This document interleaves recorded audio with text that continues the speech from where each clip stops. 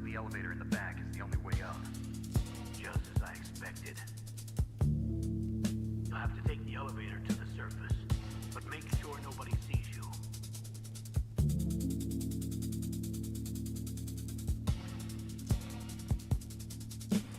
Snake, don't forget this is a covert operation. There are lots of bad guys and only one of you. If you're spotted, you'll be surrounded before you know it. If that happens, you're finished.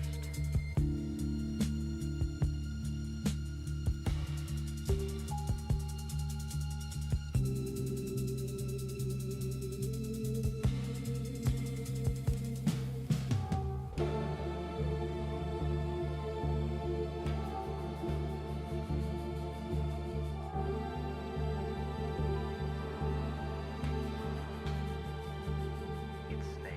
I'm in front of the disposal facility. Excellent, Snake.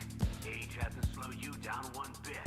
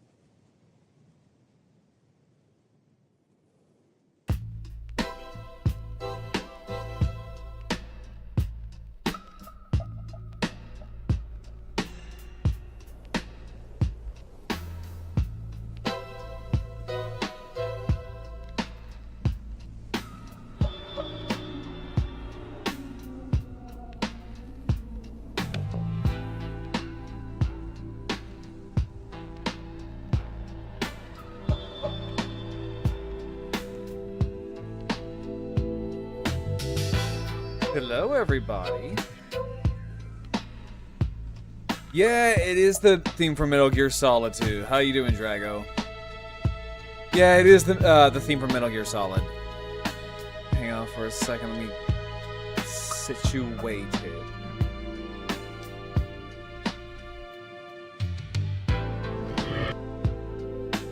Hello, everybody. Hello, happy Monday. Yeah, no, that is the theme for Metal Gear Solid 2. I wanted to kind of mix it up a little bit from the usual kind of summery beach music, and that was one of the videos that was in the playlist. Which, again, weirdly enough, I have never played a single Metal Gear game. Like, not ever. I'm gonna be honest. I do want to play Metal Gear. Like, I really do. Like, Metal Gear's always been, like, one of those gaming franchises where I would love to sit down and play, but it's so much. Right? Like, the continuity for Metal Gear is kind of crazy, and it's something that I'm gonna have to, like, sit down and, kind of, like, sit down and, like, really kind of, like, take in the story. Because, funny enough is that I've never played a single Metal Gear game, but Metal Gear Rex has always been, like, one of my favorite mechs in all of fiction. Like, I love the look of Metal Gear Rex. I love that it is just, like, a mechanized T-Rex with, like, a giant rail cannon. Where that its only weakness is, like, you shoot it in the quote-unquote mouth. AKA when it roars, which I think is absolutely hilarious. See, to be honest, the best way to play it is just play Metal Gear Solid 1 on the PlayStation 1. Well, let me see if it's on Steam. Let me see if it's on Steam, because if it's on Steam, then I will try to... I'll try to play it. Let's see here. So, like, the only problem I have with Metal Gear is that it is... from what I can tell, is that it is predominantly stealth-based, because you are kind of, like, skulking around. Metal Gear... Oh, yeah, no, Metal Gear is on Steam. We got Metal Gear and Metal Gear 2. Oh, so the NES. Okay, so... Oh! Okay, so we got the Metal Gear Solid Collection. Oh, it's Metal Gear Solid Collection Volume 2. So I gotta find Volume 1. Yeah, oh yeah, no, I know the lore is crazy. I know the lore is absolutely batshit crazy. And the thing I love about Metal Gear lore is that it takes itself so seriously to the point where it is absolutely hilarious. Because there's a lot of stuff, right? There's a lot of stuff in Metal Gear that just, on the whole, makes no goddamn sense. But it's funny. And the thing with Metal Gear is that it also knows that it is absolutely crazy. And that's the stuff I love about when like a franchise, like take G Gundam, right? I love G Gundam for the fact that it takes its lore, it takes it seriously, as well as like any other tokusatsu show. It takes itself seriously, and it does not give a single ounce of a fuck. Oh yeah, no, I love G Gundam. G Gundam is amazing. And that's the thing I love about things like that. Same thing like with Metal Gear. Oh, I appreciate it, Drago. Yeah, no, like, I love it when stuff takes itself so absurd, like, not absurdly serious, but just serious enough to where, yeah, no, it relishes in, like, the sheer absurdity of it. And the same thing goes for Metal Gear. I mean, for fuck's sake, we have a man that can set himself on fire. And they play it so seriously. Or, like, how you have Psycho Mantis that breaks the fourth wall. Or like how you have to sneak cigarettes in someone's butthole. It's so fucking funny. It's like Ninja Gaiden or Devil May Cry. It's so insane, but it takes. Oh yeah, no, like the other thing I love about not Devil May Cry, Ninja Gaiden is that it's technically speaking canonically canon with Halo, and I love that because that's so funny because of one character, and I love that. And then, and like with Metal Gear, you have things like Liquid, who's, again, kind of crazy, and then there's Raiden. There's Raiden. Another good example is, Quiet. I love Quiet because of the fact that, yeah, no, she is 100% there for fan service. But it's the lengths that they go to make it sound logical as to why she dresses up like that is, to me, that's hilarious. To me, it's absolutely hilarious as to why Quiet dresses the way that she does. It's literally because she has like this thing of like, it's almost like akin to like photosynthesis, where she needs to be half naked in order for her to breathe. And I'm like, okay, yeah, okay. Look, Kojima, you just wanted tits and ass. But if you're gonna incorporate tits and ass into Metal Gear, this is probably the most Metal Gear way you could probably put it in there and have some form of justification. And I love that, and I want more of it. It is, yeah, so there is a Spartan that is canon in Halo. Kojima gives convoluted reason why Quiet is naked. Oh yeah, no, absolutely. But yeah, no, so, yeah, Yoko Taro, I just like women. Which is honestly really fucking based, and I love Yoko Taro for that. It's also why I love Stellar Blade, because, yeah, no, it's all fan service, because it's also the character Eve is based off of the director's, like, wife. Like, she's based off of his wife. And I think that's hilarious. Like, look, man, you bagged yourself a cosplay baddie. Go off, King. Go off. No, like, that's just funny. But yeah, no, like, in Halo, there is a character by the name of Nicole. She is a Spartan who was in Dead or Alive. And it's funny because it's clearly supposed to be Master Chief. Like, Nicole is 100% supposed to be Master Chief. But they had to justify why Master Chief is in Dead or Alive. So they were like, oh, let's make her a woman. Let's make her a woman. Yeah, no, like, so the story behind Nicole is that she's a Spartan 2. She's also a Spartan 2 that's an otaku. And I'm like, bro, that's hilarious.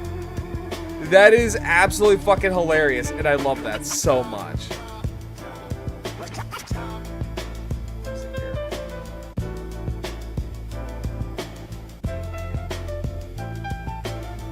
Oh, hang on. There we go. But yeah, no, that's also hi, Axel. How you doing? But no, like, this is one of the many reasons why I love, like, this kind of shit. And yeah, I know about the Hayabusa song. I know all about it. And I'm super fucking pissed.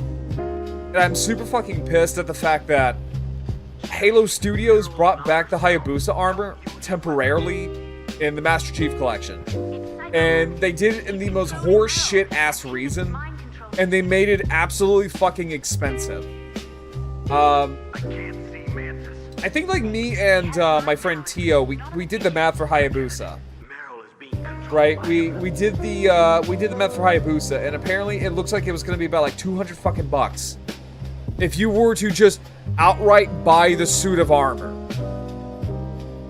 That is fucking crazy. Not only that,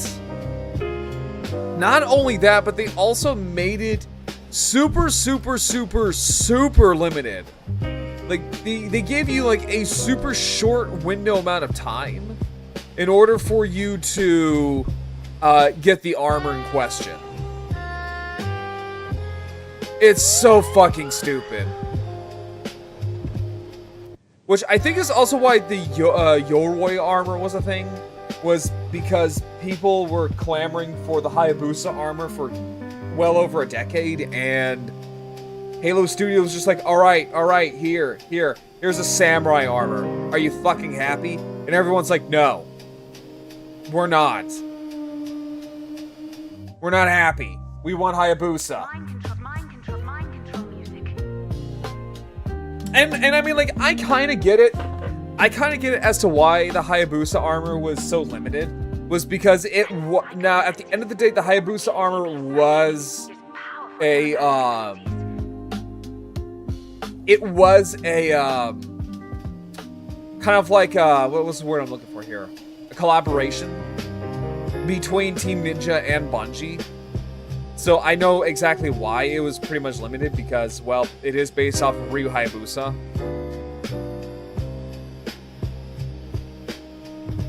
And I'm pretty sure the likeness for that would have stayed with probably Bungie and not 343. But yeah, it was a limited event, yes. Yep, I'm fully aware of that. And I know this because I grinded my ass off in the Master Chief, not in the Master Chief Collection, Halo Infinite. Because I think that was probably the only time I really legitimately locked the fuck in and was like grinding my ass off in Infinite, was because of the Hayabusa armor. And to only have it like a very super limited time event was just an absolute ginormous punch to the dick. Because growing up, whenever I used to play Halo 3, the Hayabusa armor was my armor. Like, that was my armor. That was the armor I always whipped. That's the armor. Also, hang on real quick. I'm getting a little phone call here real quick. So I will be right back, everybody.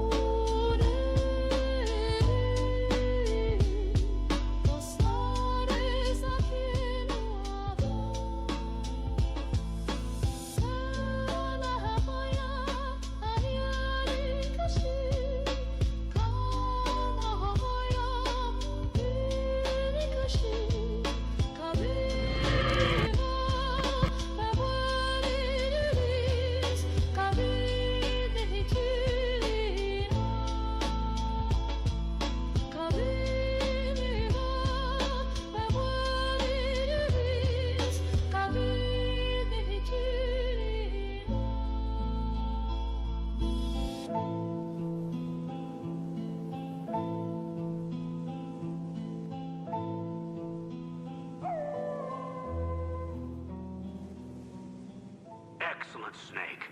Age hasn't slowed you down one bit. Thanks to the VR training I did on board the Discovery.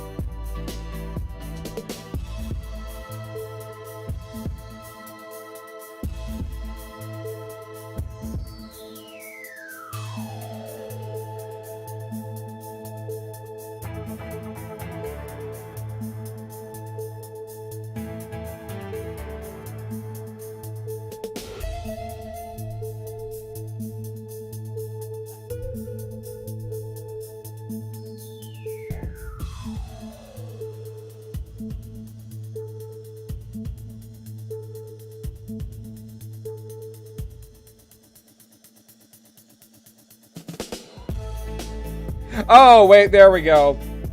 There we go. No, what I was saying was that I had to take a phone call real quick. Also, hi, Scorpy, how you doing? Music's a bit loud.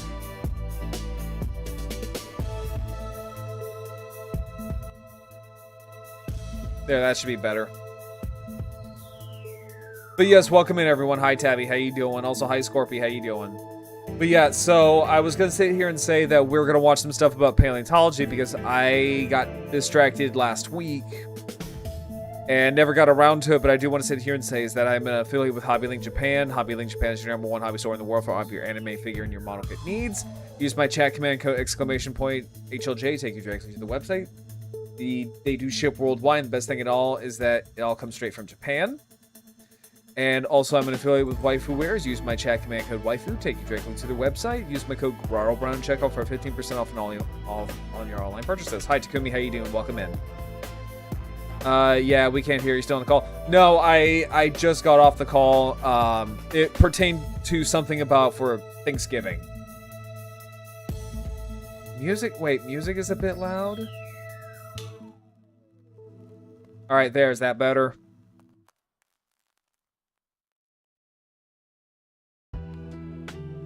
There, is that better?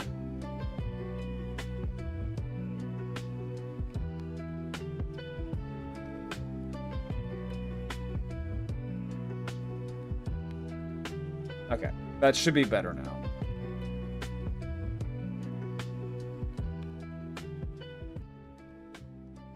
See here, so that was an eventful weekend. At least I got to have Jolt again. I don't know what Jolt is, but I'm glad. No, I'm glad that you got Jolt again. Like I said, I don't know what that is.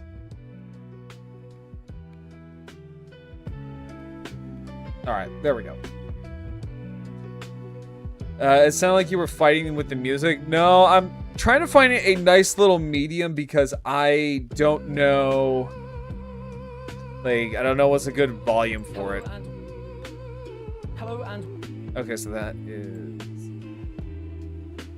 Because I'm trying to find some...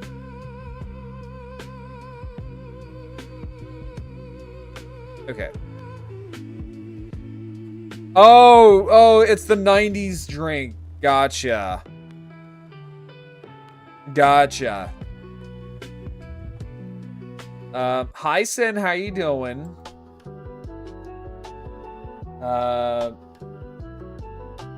I got tired of Celsius and then just got a can of Trolled. Oh, okay, I got you. Here we go.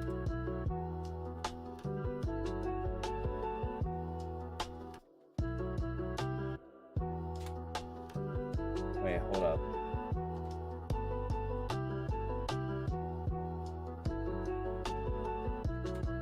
There we go.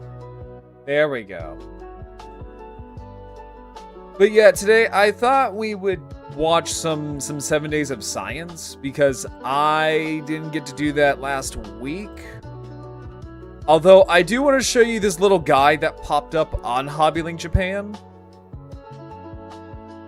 Because, like, in terms of, like, model kit stuff, there's really not a whole lot that happened over the weekend. One of the cool things that did happen was that we are getting a Nendoroid Rathalos. And it looks super, super adorable. And we're also getting a Motoroid Gypsy Danger from Pacific Rim, which I really, really want to get because I love Pacific Rim. Let me see here.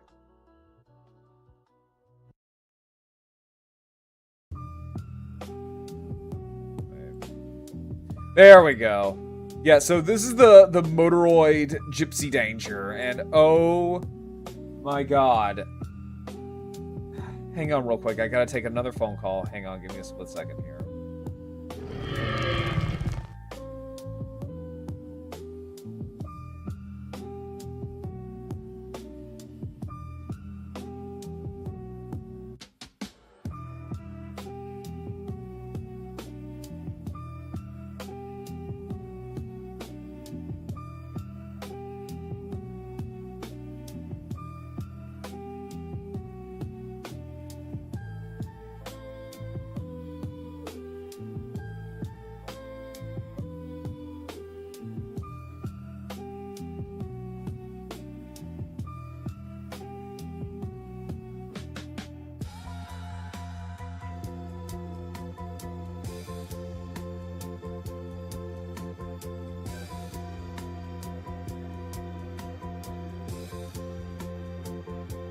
Alright, sorry about that. Oh, there we go. Yeah, sorry about that. Just remembering before joining the stream about something in regards to Frame Arms Girls. Were there new model kits or something about Frame Arms Girls? But yeah, so here is the Good Smile Company's Motoroid Gypsy Danger. And this looks really nice! It even comes with the chainsword. So you can have it as, when it's being deployed. Hang on. There we go. So you can have it to where it's being deployed. So it's more of like in its whip configuration, or you can have it straightened. It comes with its 2 plasma cannons, which also look really nice. And you could do the signature, like, knuckle cracking pose. Like, oh, just, God, this looks really good. And I hope we get more Jaegers. I really do hope we get more Jaegers because I want a Gypsy Danger to go next to my Otachi. I would show off the release date, but this also doxes my name, so hang on for a split second. So, this is going to be released in... what? So this is going to be released in May of next year for about $58. And the same thing well, no, I'm sorry. The Rathalos is going to be released in March of next year for about $60. And just look at him. He's so adorable. I love him. I normally don't go for Nendoroids, but I love him. I absolutely adore this guy. Especially since you can make him go to sleep. Yeah, he's a little man. Look at him. You can actually like pose him when he's asleep. You can also cut off his tail. He also comes with like a little fireball. Like, this is so cute. I also really want a Tigrex. I want a Tigrex so badly. But yeah, so this is going to be coming out in March of next year for about $60, which honestly for a Nendoroid, that's not a bad price. I think that's what, about average? If not slightly cheaper. Alright. So, let's see here. Because I also want to watch some Kentucky Ballistics. So, let's see here. So, this one here, this was from 3 weeks ago. Hello and welcome. Oh, that's a bit cheaper. Yeah, I figured, because I know a lot of Nendoroids nowadays go for like $100. or more. Yeah, sounds about right. So, there we go. Okay. So, this came out like 3 weeks ago, but still though, we got 3 new dinosaur species. So, this is 3 new dinosaurs in 1 week by 7 Days of Science. Science Roundup Show, your weekly source for some of the most fascinating recent scientific discoveries. Woo! This week, 3 new dinosaur species have been named. The spud cell has been created, an attempt to create synthetic life. Scientists have witnessed the ocean floor splitting open for the first time, and more. Well, I mean, like, look, if there's anything that Pacific Rim has taught us is that if the ocean floor is splitting open, that's not a good sign. So hopefully there's not going to be any kaijus that are going to be popping out. Because if so, I'm ready. I'm ready for the Jaeger program. I will be the first volunteer. First up in the recent science news, I'm very pleased to announce that we're welcoming 3 new species of dinosaurs this week. The first of these new additions is a new kind of late Jurassic-aged Mamenkosaurid sauropod from Thailand. This is the first ever formally named member of the Mamenkosauridae family to be described from the country. And it's been called it's from Thailand. Uragosaurus calasinensis, which comes from the Sanskrit word Uraga, meaning serpent, in reference to the extraordinarily long necks of these. Yeah, so like with Mamenchisaurs, the one thing that they are known for is that their proportions are really fucking weird. And the fact that they specialized in their necks, I believe, like so much so that they have the longest necks of any known land vertebrate. It is kind of absurd about how long the length, the neck length is for a Mamenchisaurus. Dinosaurs. Uragosaurus is only represented by a single vertebra. Oh. However, since the vertebrae of sauropods are so complex, it's allowed paleontologists to recognize it as representing a new species of Mamenkosaurid. The researchers also examined the internal structure. The true of the leg bone necks, using exactly, CT yes. scanning. Analyzing the relationships of Uragosaurs to other Mamenkosaurs, they found that it It's- represents an early branching member of the lineage. So It's kind of crazy to think that they can narrow down. It's kind of crazy that they can actually just narrow that stuff down just by a single vertebrae. But then again, you know, it's more than likely because it has such a unique like characteristic to it. But that's so crazy. Together a picture of how this remarkable group of exceptionally long-necked sauropods evolved. The second new dinosaur of the week is another new sauropod. This time, it's a late Cretaceous-aged titanosaur from Uruguay. Named Mesetosaurus protector, it would have lived between about 86 it's got and like a 72 relatively million shorter years ago. neck. And this time, it's represented by 2 vertebrae. So we're doing slightly better there. So one of the things that are really rare about sauropods is their heads. Their heads are probably one of the most difficult things to preserve. And oftentimes when we find sauropods, they're found typically without their heads. Normally we'll find things like their vertebra, their legs, I think even like a rib cage or two, but typically it's like their necks, their legs, and I think like their tails. But their heads are always the ones that are very hard to find. Vertebrae come from the tail of the animal. And again, thanks to the unique combination of anatomical features they display, the paleontologists name it as a new genus and species. The species name of protector is explained in the paper as honoring Jose He's got little Artigas, guys with a them. national hero of Uruguay who defeated the Spanish army in 1811 and became known as Protector of the Free People. So would you say they're The soft-headed? vertebrae are among the best preserved sauropod not vertebrates really. found in the country. I wouldn't say sauropods are soft-headed. They're more on the lines of like, it's just their heads are significantly smaller, and it's just harder to preserve it. Analysis of the evolutionary relationships of this dinosaur suggests that it's related to a certain titanosaur lineage also known from Brazil and Argentina. Only one other sauropod has been named from Uruguay before now, but this belonged to a very different titanosaur lineage. Ooh. So the discovery of Mesetosaurus indicates that multiple groups of giant titanosaurs once existed here. That's kind of Outside crazy to dinosaur- think about because like titanosaurs are pretty big animals, especially things like Argentinosaurus.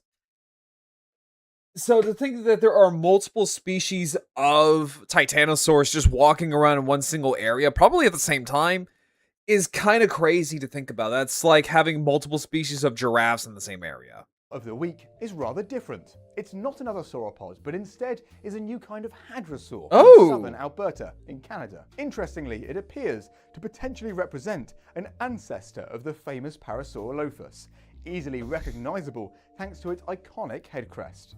As such, Also, just want to sit here and say is that hadrosaurs, they can get to be really fucking big. Like, the largest of the hadrosaur family, which is Edmontosaurus, which grew to be bigger than a tyrannosaur. And, you know, I have a sneaky suspicion that these things were probably not docile as they are in media, because most media would like to depict hadrosaurs as these, you know, gentle giants, these gentle herbivores that are essentially carnivore fodder.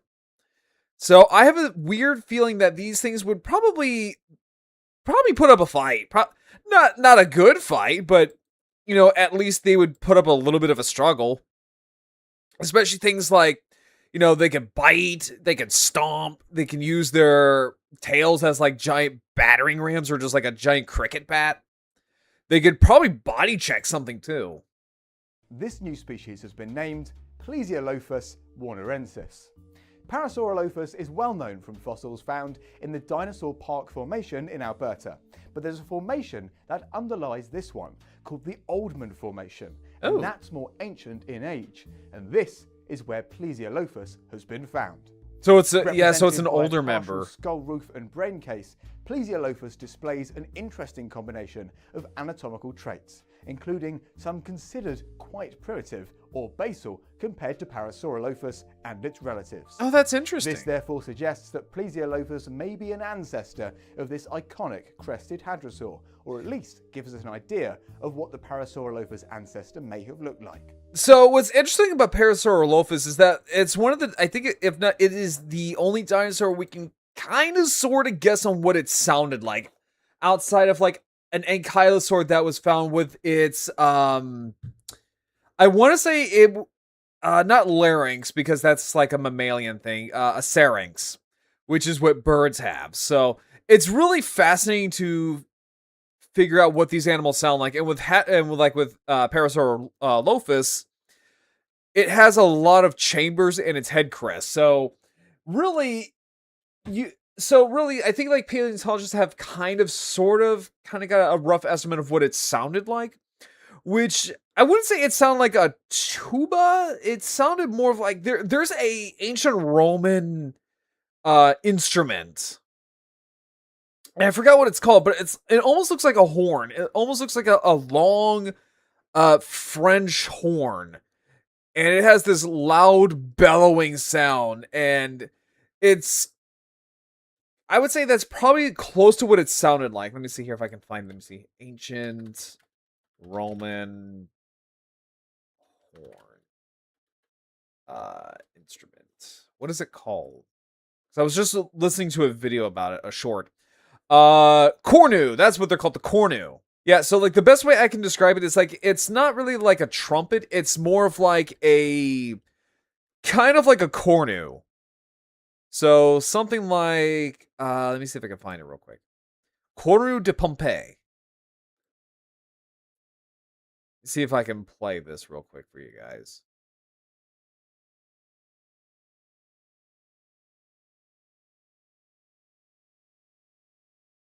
Let me see here real quick.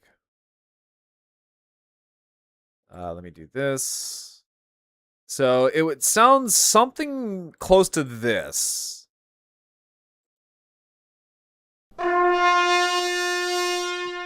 Maybe just a little bit deeper.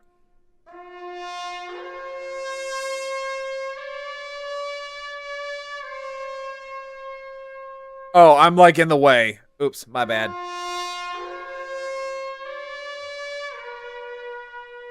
Maybe something like this? Like I said, sounds kind of like a cornu. Maybe just a little bit on a deeper tone.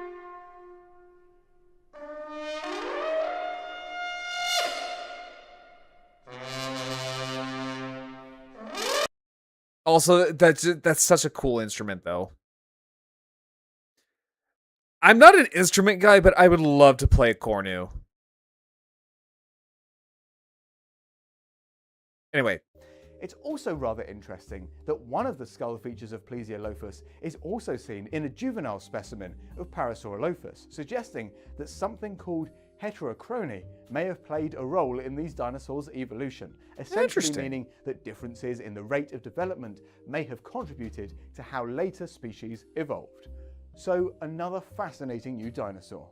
There's more exciting paleo news next, as the oldest evidence of right-handedness in the fossil record has just been discovered. Oh? Fossils of a 550 million year old animal from the Ediacaran period, called Sprigina, have been analysed and found to display a significant bias in the way they preserved bending.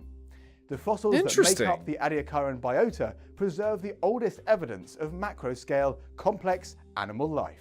And Sprigina has long been recognised as a particularly significant creature. So is Sprigina like a member of like the trilobite family?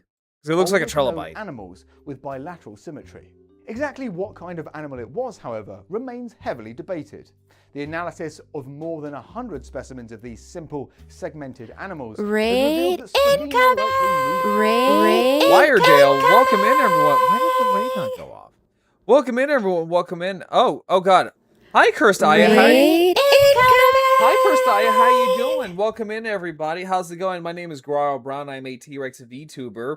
I'm a variety streamer, and I do a lot of things from just chatting. I do gaming, and I also do model kit streams.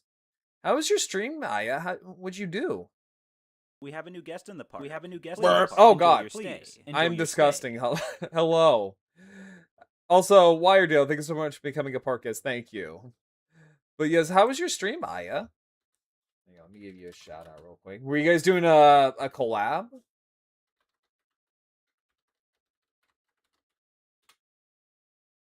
There we go.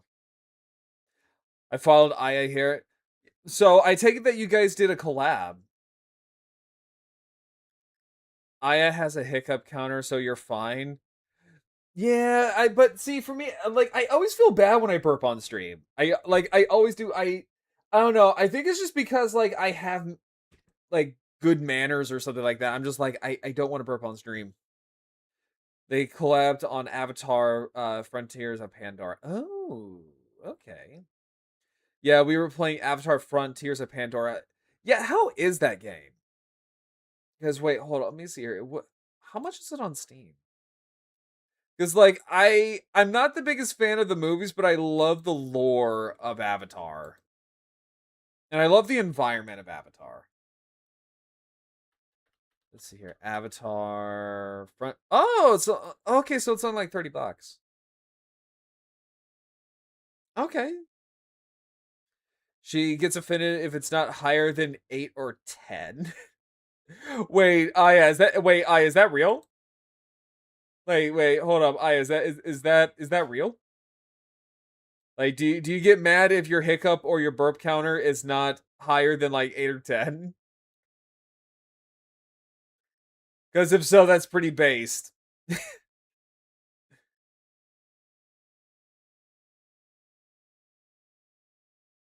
But no, like, if you do need a raid and dash, I totally understand. No, thank you so much for entrusting me with your community. Oh, yeah? I burp like a man. I have loud burps too. It's just sometimes I don't know. Like, again, like, I think it's just because, like, maybe it's just because of manners or something. No, I get mad if it's not scored above an 8. Well, here's the trick, right? Here's the trick. Drink carbonated sodas. A lot of it. She does have some hefty burps. I do too when they slip out.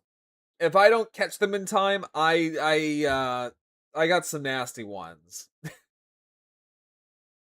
No, like that's pretty base though. I'm not gonna lie. Maybe I should do something like that. Honestly, I'm thinking about maybe adding like for my hand cam streams, how many times I drop pieces. It's called I'm cursed with horrible acid reflux, so I can't help Well, okay, yeah, that makes a lot more sense now. That honestly makes more sense. She does drink them sodas. I do too, and I ran out. I'm really bad, and I really need to cut back on them because I'll chug like 3 of them a day, maybe 4 a day, maybe maybe half a pack, have like a case on like the weekend if I'm really like in the mood. Which yeah, that's a horrible habit. I'm trying to cut it. I'm gonna do some hand cam things I want to paint some minis. I do too. I am still currently gathering up all the paint I need for my Tyranid minis because I don't want to paint High Fleet Leviathan. Which, don't get me wrong, I like High Fleet Leviathan. It's just they're just John Tyranid, but I want to go with my favorite High Fleet, and that's Tiamat, which are the Gardener Tyranids. And they got like a really cool, like pale, almost like a pale, sickly green and like a turquoise green. They're really cool. And I think like for the past month or two, I've been collecting all the paint that I need. I'm still down. I'm still down some paint that I need to actually like do this. And then, like, once I'm done with, like, my Tyranids, I would like to get some Space Marines. So that way I can paint them as, the Salamanders. I'm gonna be painting mine and my husband's D&D minis soon. Nice! Wait, what classes are you guys in D&D? Because for me, I'm either a Dragonborn Paladin or a Lizardfolk Paladin. I like being Paladins. I like being the big, tanky, like, knight characters. Right, I like being like the big tanky guys. In fact, I actually bought a Hi Pippi, how you doing? Are we looking at fossils? Yes, we are. Yes, we are looking at fossils. Hang on, let me give you a shout out real quick. Also, everyone, Pippi has a debut tomorrow, so go over there and check her out. She's a cute little bat VTuber. Let's see here.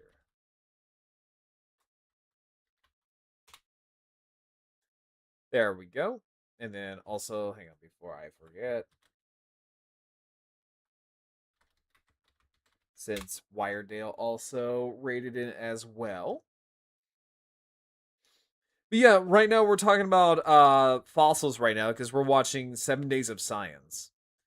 And this one is apparently the oldest ever recorded of being right-handed. Along the seafloor by bending about the long axes, as well as via waves of muscle contraction that propagated along their lateral margins, much like modern flatworms. Remarkably, they also found of course, that twice as many specimens, especially since it's your big left day tomorrow, compared to bending to the right. Since the fossils preserve mirrored impressions of the actual animals' bodies, this means that Spragina seems to have had a preference for turning right in life, hinting that this species had population-wide handedness, much like that's humans interesting. can be right-handed. Or what if it's just like that one given are known to have species? Complex sensory abilities, so this may hint that Spragina had a relatively developed nervous system. Also in the news, I'm wondering Pacific if it's grey probably whales just are in that one trouble. given species The and eastern not like the whole population thing. of grey whales travel to the west coast of North America on an epic annual migration, from their Arctic feeding grounds to their breeding lagoons in Baja California, Mexico. So far in 2026, 145 whales have stranded and died. If current trends continue, 2026 could become one of the deadliest years on record. Well, I Over wasn't the past expecting 10 years, this. Their population has fallen by around half. There are many reasons this is happening. One of them is due to starvation, with many stranded whales being extremely I was thinking like this is probably emaciated. because of the El Nino that's going around. Populations, small crustaceans that are a primary food source for the whales. As food becomes scarcer, hungry whales are venturing into unfamiliar coastal waters where they face increased risks from ship strikes and entanglement in fishing gear.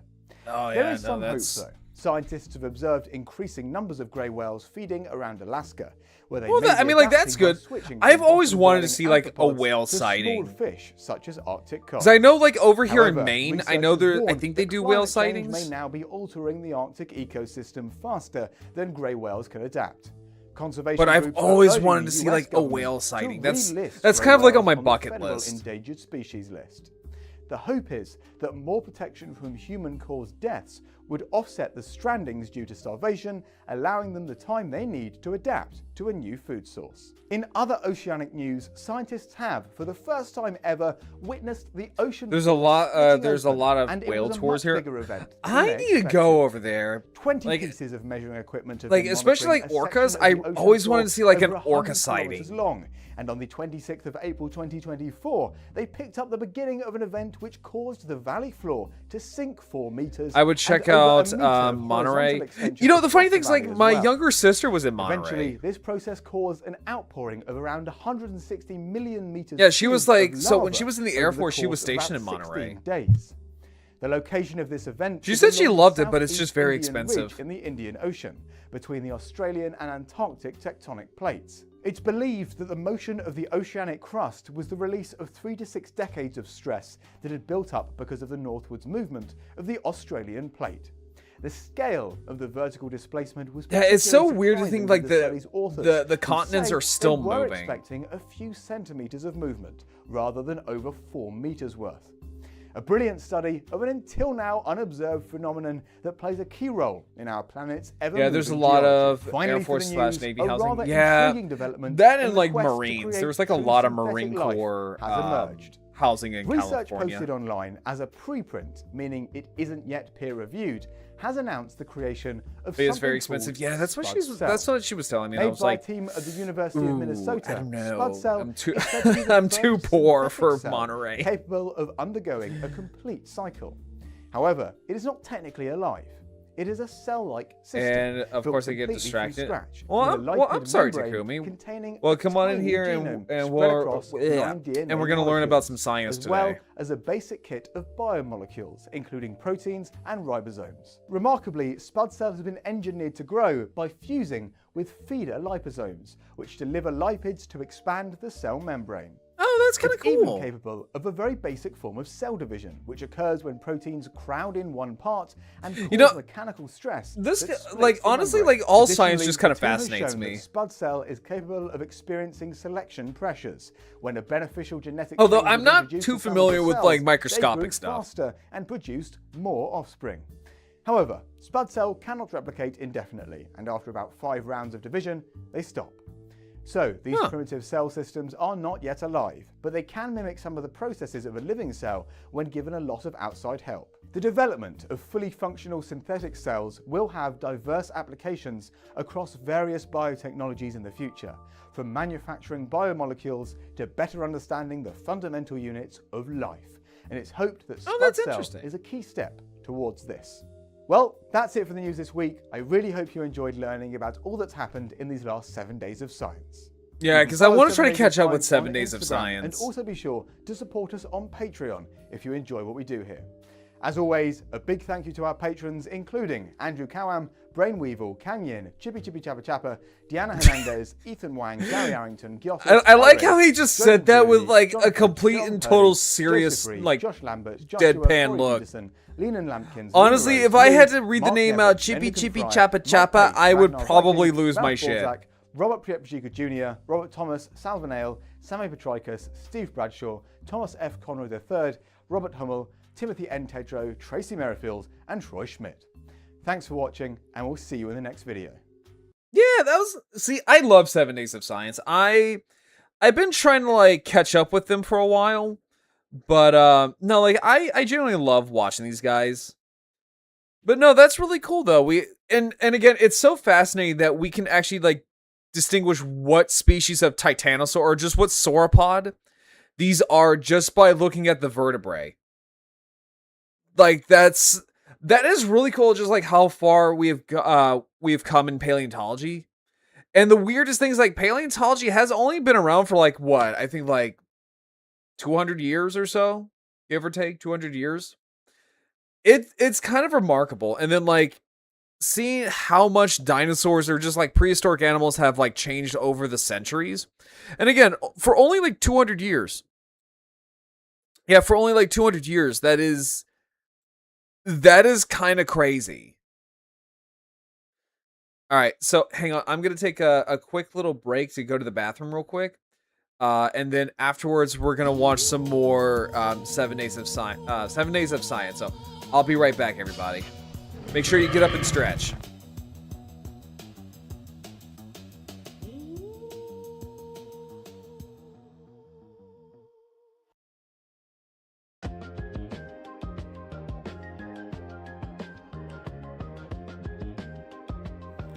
Raid incoming!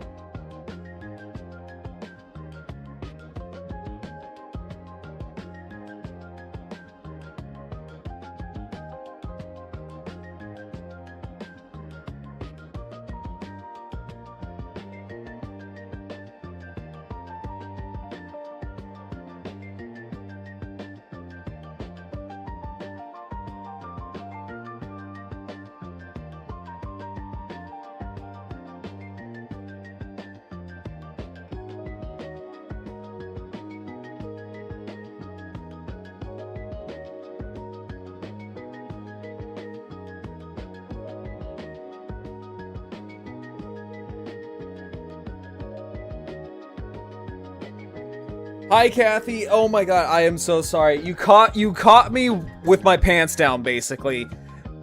Hang on. Ah! There we go. Hello, everybody. Welcome in. My name is Graro Brown. I am invisible. Hi, I'm...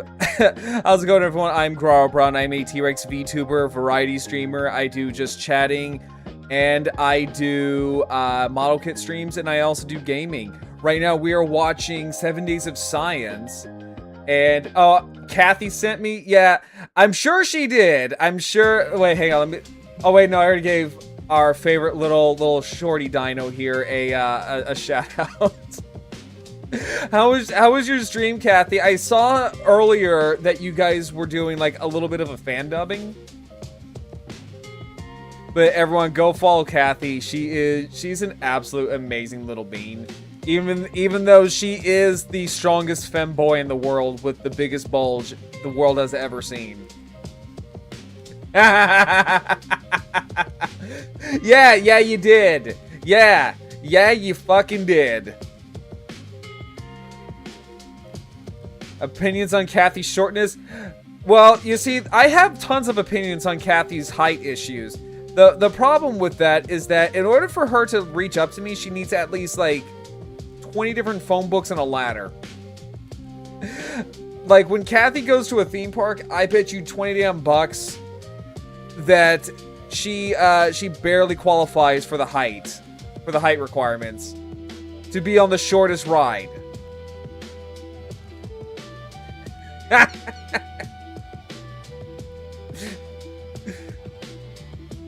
Yeah, what is it, Kathy? Yeah, ragey. Yeah, you ragey. You know, Kathy, I think, honestly, the worst thing about it is that you better start running because the holidays are coming around. You underestimate me? No, hang on. I need to crouch down real quick. Guys, hang on. I need to crouch down real quick so that way I can get on her I can get on her level. I was gonna say, Kathy, I think when the holidays roll around, you probably are sweating buckets because people are gonna mistaken you for an elf on the shelf.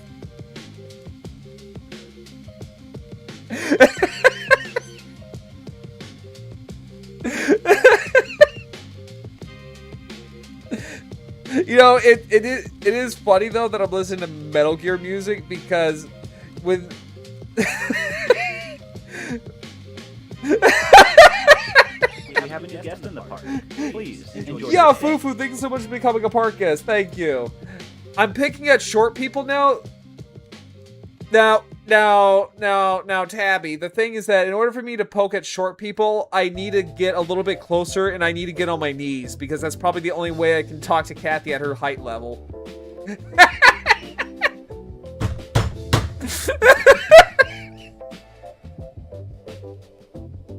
You know, I would sit there and say she would probably attack my kneecaps, but more than likely she'll just attack my big toe.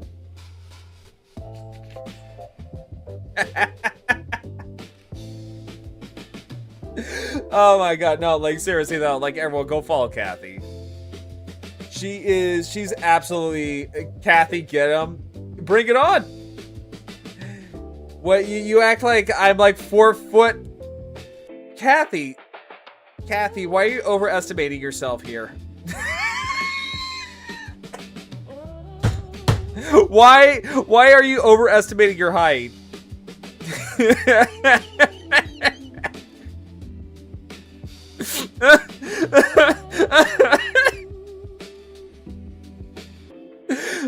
Please, it's more like it's more of like what is it, like 6 inches and like 7 centimeters or something like that, not counting the horns.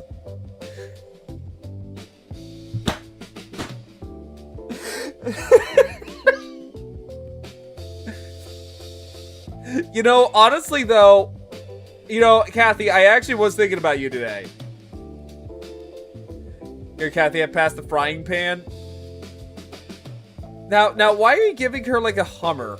Because that's basically the size of to Kathy, a frying pan's the size of a Hummer. No, but like, for real though, I was thinking about you today.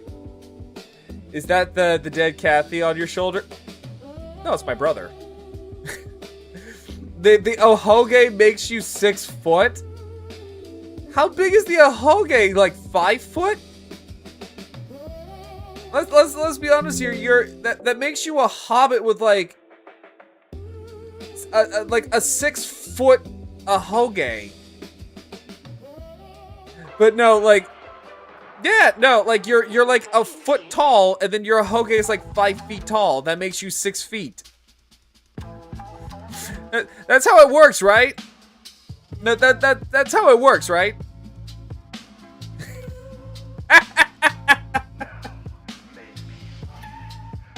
But no, like, for real though, I actually did think about you though. I did think about you because I saw this thing on AliExpress. Let me see if I can find it real quick. Yeah, I saw this thing on AliExpress and it was a Carnotaurus, and it instantly made me think of you. And I think it's something that you will actually like get a kick out of. If I can find it real quick. Let me see if I can find it.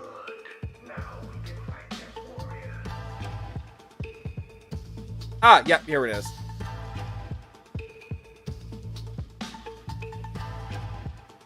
Yes, Kathy, like you. Yes, you're a big scary Carnotaurus.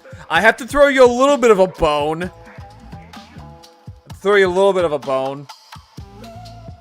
But yeah, no, look at this.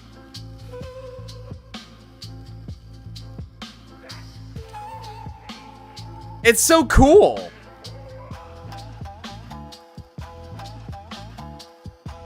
It's a 3D printed Carnotaurus.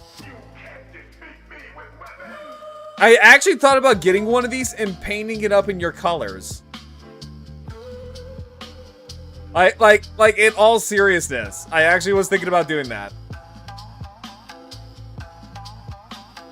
And they're not expensive either.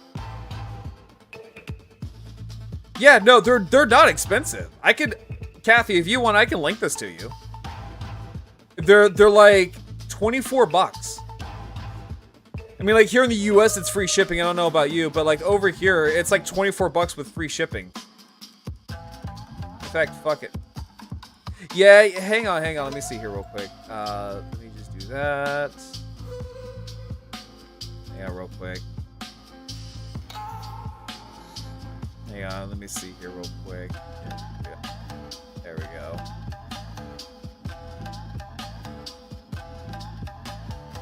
Let me see here real quick. Let me go to my friends list real quick. Let me do Kathy.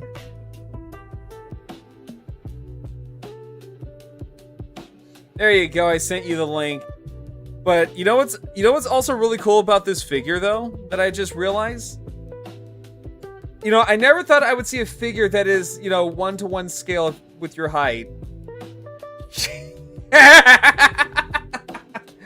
Yeah, no, I didn't think I would actually find a, you know, a 1-to-1 scale, like, Kathy figure, but here we are.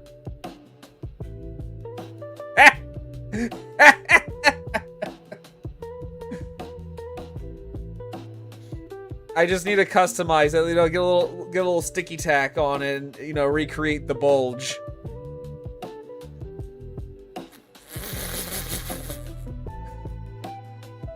What? What? What do you mean, wow? What do you mean, wow?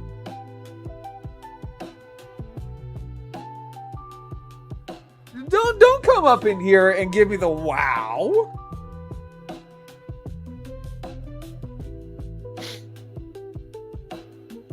And look, it is not my fault. It is not my fault that Kathy has a height problem. It is not my fault. I will laugh when she eats your ankles. She's gonna need a ladder to get up to my ankles. What are you talking about? Yeah, she's gonna need a ladder to get to these. Yeah, she's gonna... Are you a bad boy? I might be. Yeah. You know what? Actually, no, for this argument, yes, I am a bad boy, yes.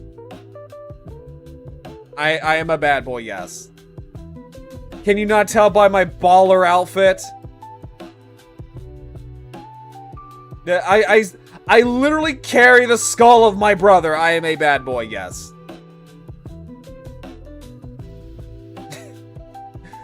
Yeah, so here, I do tease the bad boy. Yeah, bring it on. Absolutely 100% bring it on. I cannot be fooled. I have been around the block a few times. Alright, taking off the jacket. There we go. I do have a shirtless toggle, too. Just letting you know, I do have a shirtless toggle. Hey, Alwar, how you doing? And you know what? Bam, I'll do it for free. I'll do it for free. I'll even let my hair down. For free. Just for you. Kathy can look away. Kathy can look away. It's just for you, chat. This is all for you, chat.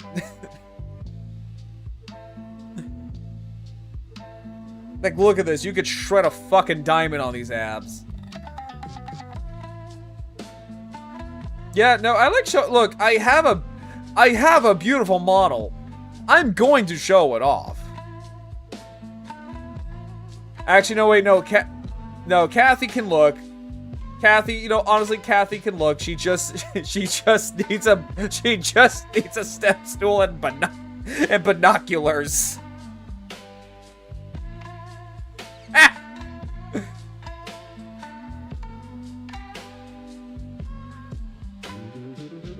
Also, wait, chatbot, why are you? Yeah, ignore chatbot. I don't want to look. Well, too fucking bad. You're literally looking. You're looking at the screen right now.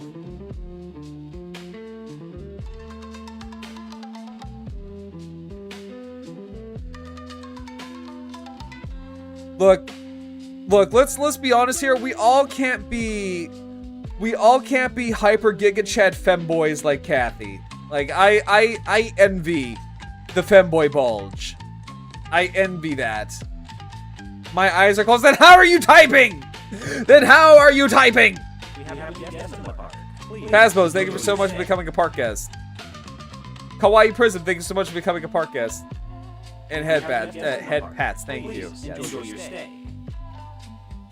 Yeah, now if your eyes are closed, Kathy, then how are you typing? Unless you have trained your bulge to type for you. Touch typing? Touch typing? With what? Your feet? Are you touch typing with your feet? With your little weird ass little monkey toes?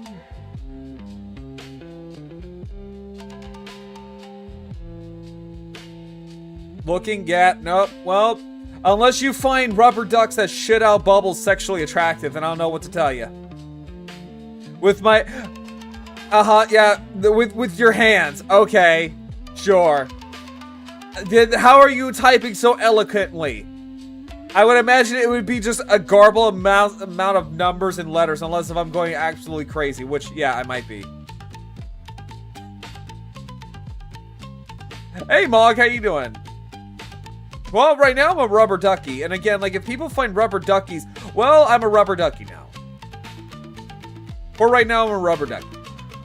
Because I'm a god gamer. I would say you're a god gooner, but, you know, that's neither here or there. I don't know about god gamer. I have seen how you play Jump King. I have seen that. Snake, are you okay? Did he listen, In paradise, did he listen to it yet? I have not. solitude sometimes Also, let me shout out Mog over here. Everyone go follow Mog too. Mog's also a really cool Dino VTuber. You got tired of your short retirement in Alaska, huh? Yeah, go follow Mog too.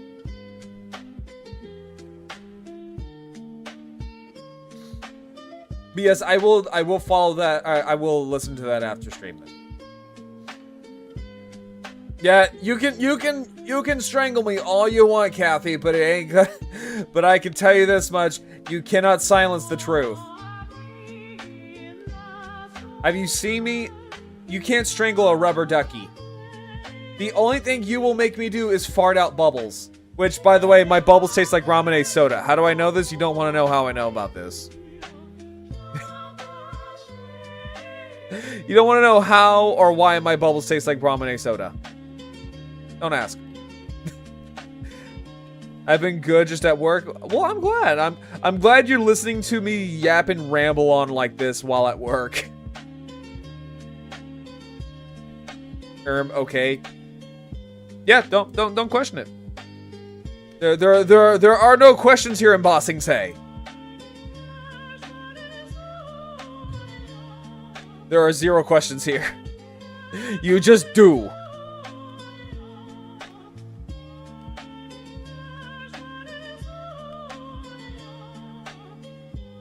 But no, like, seriously though, like, I give Kathy a hard time, but like, no, like, she's actually really amazing.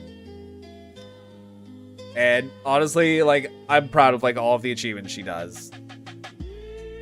It is just funny to take the piss out of her sometimes.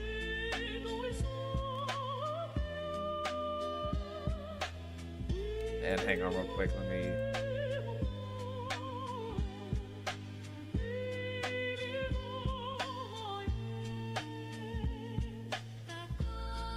Oh, I got you. Minstrel Malfus. Thank you so much for becoming a Parkus. Thank you. It was supposed to be to tease your bad boyness. Yeah, see, like I said, it's hard. It is hard to do that. It is hard to fuck with me because I have been around the block a few times. I'm also what people call dense as shit. Also, hi Minstrel, how you doing? Welcome in. Late Kathy raid 67. I feel that. I feel that. Yeah, I am what the I'm what the youth call dense as shit. But also we're in ad break baby jail now, so ha. Now you're all in ad break baby jail. How you feel about that? I've been around the block and the block. I mean your mom. You went to the museum and saw my mom. You went to the museum and saw my mom? Ayo, Kathy? Are you telling me you boned some bones? Because my mom's in the fucking museum! My mom's in the fucking field museum!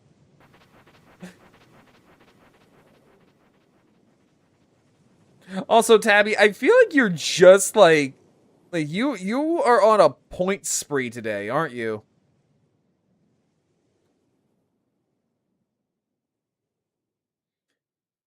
There we go. Oh, hang on. Ah. There we go.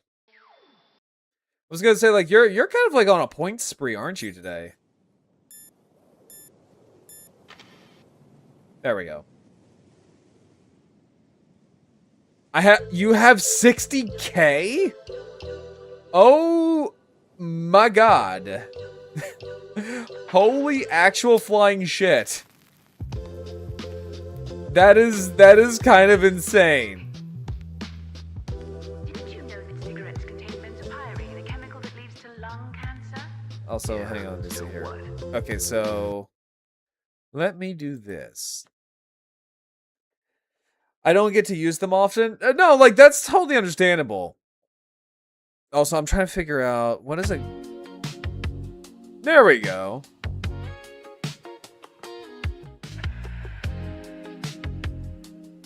There we go. That's a lot better. Yeah. Now we're getting somewhere here, chat.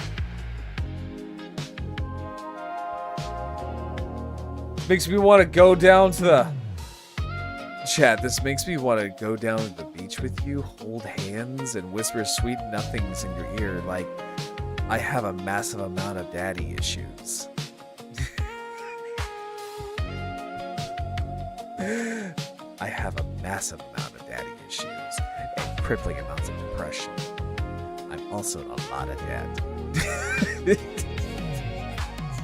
Yeah, you like that, Kawaii? I'm glad me whispering my trauma and my woes in your ear is very arousing. I'm so glad.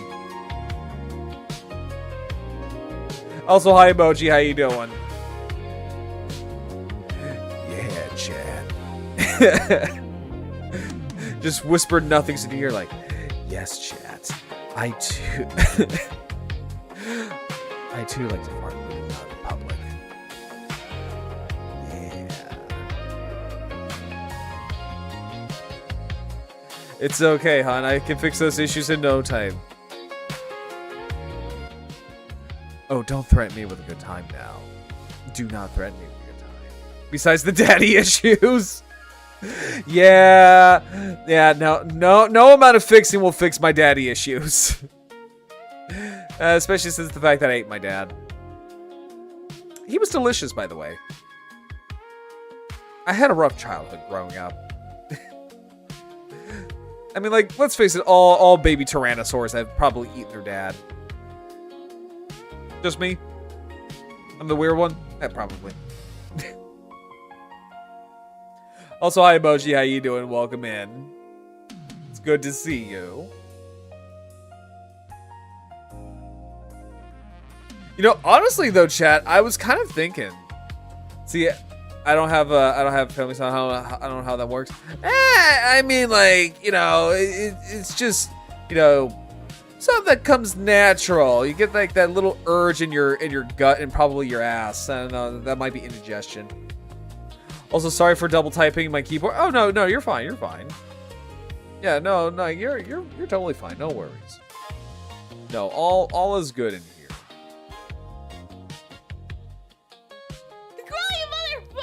Hi, Ronma. How you doing? Yeah, so like, I'm still so like one of the things that's just kind of like a bitch is that trying to make some new assets for like my 2.0 debut because penis! Well, yes, penis, but also just because like I'm trying to like cram in like everybody, like all my friends into all of my assets, so I need to like find a space to put Kathy in there. I don't know, probably put like a little baby dinosaur in a stroller or something like that. But no, like so like I'm still kind of like Pingus. It's from a YouTube poop from back in the day.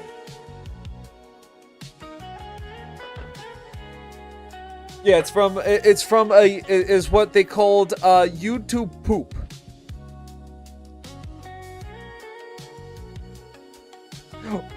What? Like cat? What?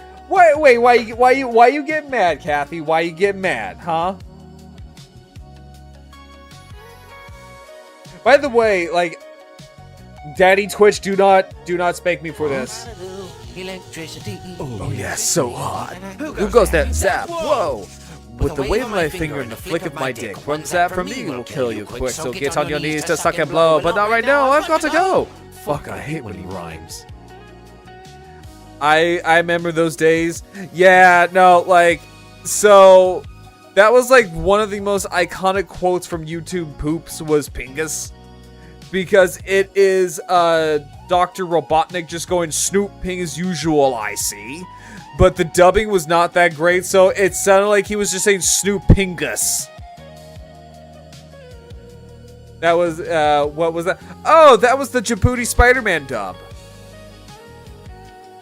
Yeah, that's the Djibouti Spider-Man dub. Where, it was kind of like the 1960s Spider-Man cartoon, but they dubbed it up, and it's hilarious as all hell. And so, for the Electro episode, they made him rhyme. And that was the most signature, like the most famous line from that episode was just, with a wave of my finger and the flick of my dick, from zap from me will kill you quick, so get on your knees to suck and blow, but not right now, I've got to go.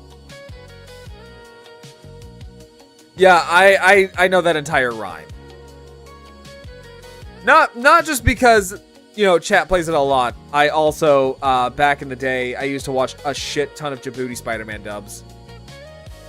Like to this very day, I still sit there and say, I'm coming for your poopa, Spider-Man. I'm coming right for your poopa. And also just like to just randomly yell out, why is he not giving back his paintings? Why? Or like like one of the most famous like Jonah Jameson quotes going like, I want you, Peter. I want you inside of me. I have a very, very interesting internet history when it comes to like watching shit posts. I mean, granted, that was kind of like my entire like history like with the internet was that before I found YouTube, I was on like 4chan and Funny Junk and Newgrounds. So I am basically just like a walking shitpost sometimes. Because of like my history with going on those funny haha sites. And also my puppy dog came here to say hi. Oh, no. Yeah, he wanted to come over here and say hi. Yeah, my husky over here is wanting attention. A man of culture? Yeah. No, like, I used to watch things like, so like on Newgrounds, I used to watch things like, what is it? The Mario bloopers. I used to watch things like the Mario bloopers, and I used to watch like some certain Charlie Brown dubs that I cannot quote here on Daddy Bezos' Christian Minecraft server. If you know, you know. Don't let him under the desk. Yeah, no, he's not under the desk. In fact, he is. He's in the corner of the room. Yeah, Newgrounds. Yeah, I used to love Newgrounds. Those were the days that and oh my god, I used to love Tourette's guy. Like whenever I first discovered like YouTube poops and stuff like that, he was like synonymous with YouTube poops. Just to go like piss, or like just yell out Bob Saget. I miss the Tourette's guy. Also, I need to put on clothes before Daddy Bezos gives me a good old spanking. Close enough. There we go. Close enough, guys. Yeah, I do have a husky. His name is Nanook. He can be a handful, but then again, that is a husky for you. See, my jam used to be Kingdom Hearts. See, I never watched Kingdom Hearts YouTube poops. I never did. So I was like, I guess you could say I was kind of like a vanilla bitch of YouTube poops. I would watch like, you know, the Legend of Zelda YouTube poops. I would watch, I love Huskies. I love Huskies. I would watch things like, oh god, was it like Mr. Volcano? Hello there, Mr. Volcano. Hello there, Tyrannosaurus Helen. God, I used to love that. There was a legitimately really funny, How the Grinch Stole Christmas YouTube poop. It was called, The Grinch Pinches the Tip of My Pee-Pee. Yeah, it was called the Grinch Pinched the Tip of My Pee-Pee, and it was hilarious. It was absolutely fucking hilarious, and I'm so sad that that it got removed, and I can't find it even on like the Wayback Machine. And I'm so upset. Like, that stuff used to be so funny.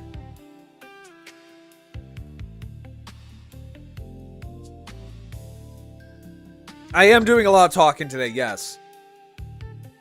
I'm doing a shit ton of talking today. I was gonna sit down and watch some stuff about dinosaurs, but Kathy came in here and fucking derailed it.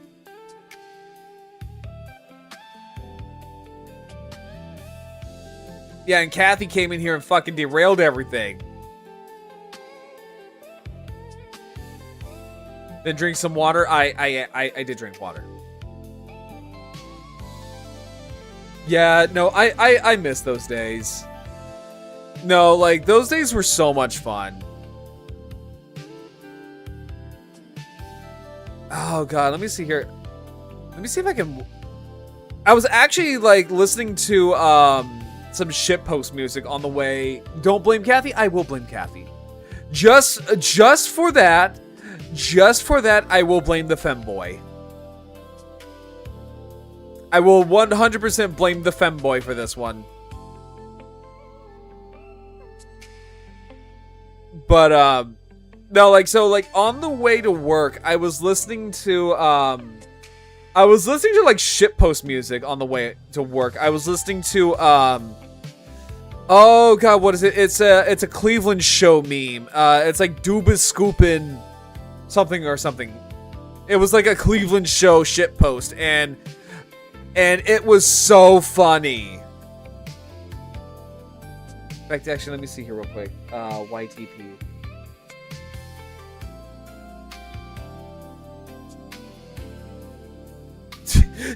Someone actually made like a YTP of like the weird door guy from earlier this year.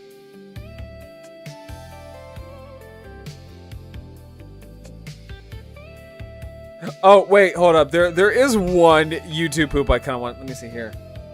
See if I can find it. Let me see here. Behold 1000. Yep, here it is. 1000. I love quoting this YouTube poop so much. See if I can find it. Yeah, here it is. Behold. There it is. I love this one so much. I love this YouTube poop. I love to just sit here and like in my room sometimes, or I'm at work, and I will just quote this thing all day. Behold, 1,000 cereals. I collect cereals. It took me 9 years to collect the cereals. Yum yum cereals. Good. I love quoting that. Like, I'll just sit here and like at work, and I'll just randomly pop in my head, just like, it took me 9 years to collect the cereals. Behold, 1,000 cereals. I collect cereals. Look, that is now my new headcanon with Dr. Eggman. Dr. Eggman is a literal cereal collector. It's such a classic. No, it is such a classic, and I love it. Nice timing, thank you. There was more to this. It was just like, I hate Steven Universe. See if I can find it. I think it's this one. Yep, I think it's this one.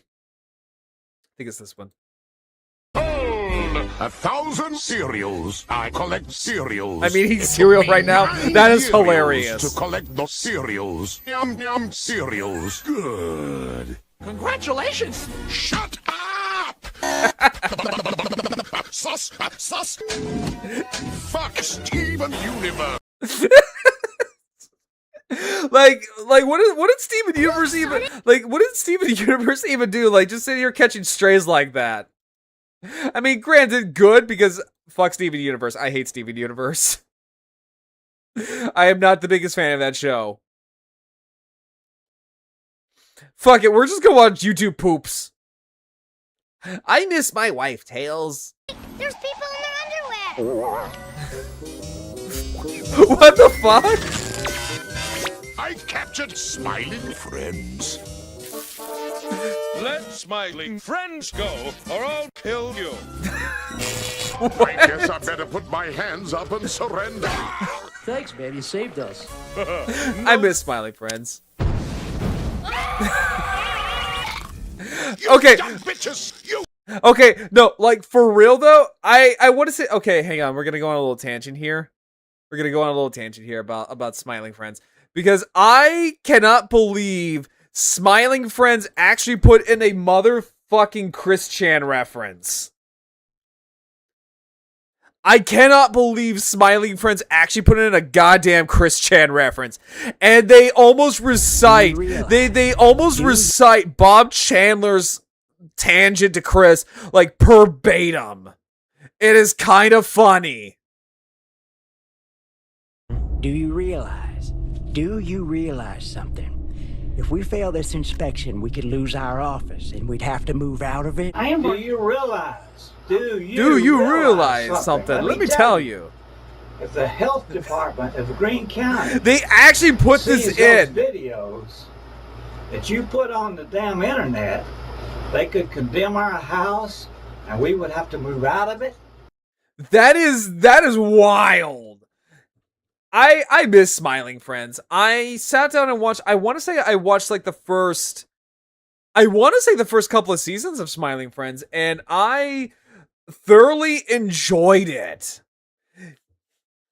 Yeah, it is a gem. It is an actual fucking gem. They almost had Chris Chan as the grease pot. Wait, what? They almost got Chris Chan to do voice acting? Hold up, Hour. You can't just sit here and drop this stuff.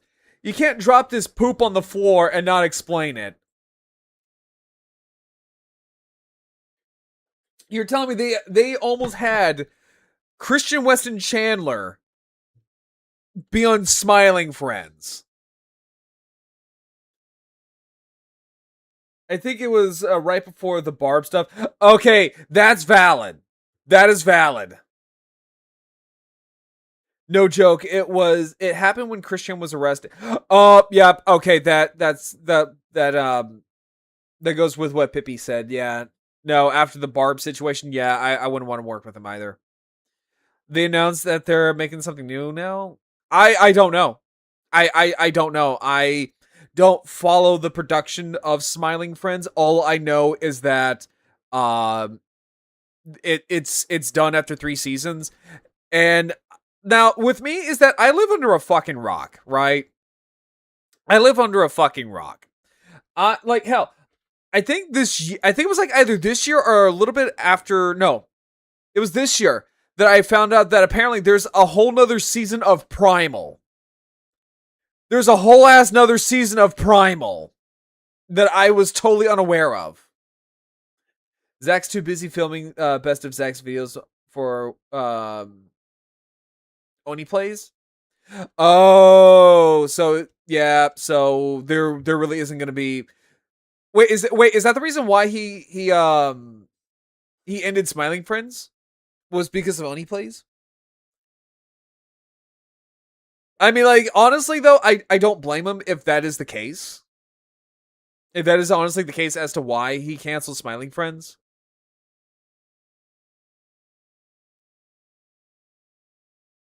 No, I'm sure. Oh, well, see, well, Pippi, I don't know these things. I don't know these things. Like, when it comes to, like, like I said, I live under a fucking rock.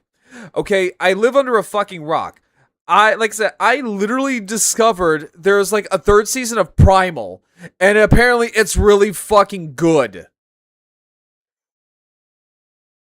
Yeah, apparently the 3rd season of Primal is like really fucking good.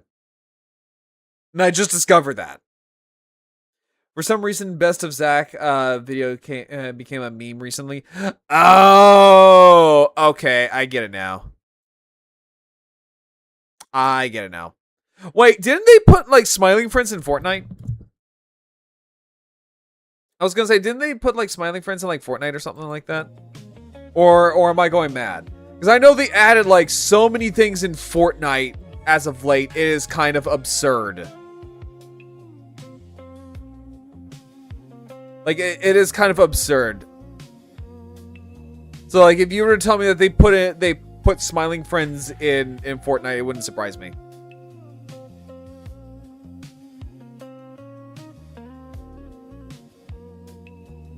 In fact, actually, let me see here real quick. No, not Smiling Friends, but the ad Digital Circus. See, okay, hot take about the amazing Digital Circus, right? So, hot take with that show, right? I won't touch that show with a 10-foot pole. I will not touch it with a 10-foot pole. And it's not because the show is bad, right? It's not because the show is bad. It is solely because the fandom is fucking crazy. Like, there are a few things that, because of how the fandom is, I don't touch it with a 10-foot pole. My Hero Academia is one of them. My Hero Academia is one of those things where I'm like, the fans are so batshit crazy, I don't touch it. And I sat down and watched My Hero. It's mid as fuck. I like Digital Circus, but the writing for the ending was dookie, and the fandom is super crazy. Oh, they're so insane that apparently the creator of Digital Circus doesn't even want to touch it. You know that's bad. Also, hey Savage, how you doing? Over on YouTube, how you doing? But you know you're bad when the creator of the show you're obsessed over doesn't even want to touch it with a 10-foot pole after it's finished. That is horrendous. And again, like with My Hero Academia, I tried to sit down and watch it. I didn't like it. It was mid as fuck. And the fandom, I'm like, yeah, no, I'm not touching this. Yeah, I hate when people have to go beyond what it is. Yeah, no, exactly. It's also like with Voltron. The Voltron Legendary Defenders. I sat down, and the thing is, like, I sat down and watched and I was almost up to date with Voltron too. I was almost up to date with Voltron Legendary Defender. And it wasn't bad. It was, I guess you could say it was like the Tumblr era of that kind of stuff, because that was like right at the tail end of like when Tumblr was a big thing. And I remember the fandom for that show was fucking bananas. Like the show was the show wasn't bad. It was just the fandom that just made it go, okay, yep, I'm walking away now. It's same thing with like Rick and Morty.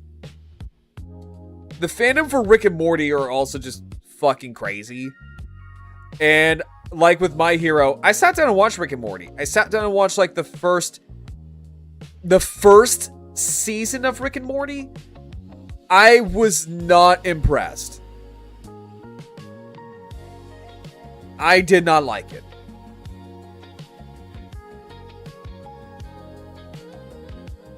From what I've heard, they stopped after 3 seasons for Smiling Friends because they just didn't want to have to drive it into the... Okay, that is... Okay, I have mad respect for that. I actually have, like, a lot of respect for that kind of stuff, right? Oh, I don't want to show them off my toes! Why am I showing off my toes? There we go. But no, like, honestly, I have mad respect for that, though. In all honesty. Because, like, you don't want to get into where your franchise is basically just a corpse. Like, look at The Simpsons and Family Guy. where it's just a shambling zombie of a franchise, just piloted by flanderized versions of the characters. So, no, I'm glad that Smiling Friends went out on their own terms. And absolute mad respect, because if they really could... Let's see, I'm so glad they ended that way, because the fan base for it was getting so... Wait, for Smiling Friends? Smiling Friends was getting bad? You should have either your toes painted with a pretty pink or a green color. That would look kind of cute, I'm not gonna lie. Maybe like bedazzle my claws a little bit.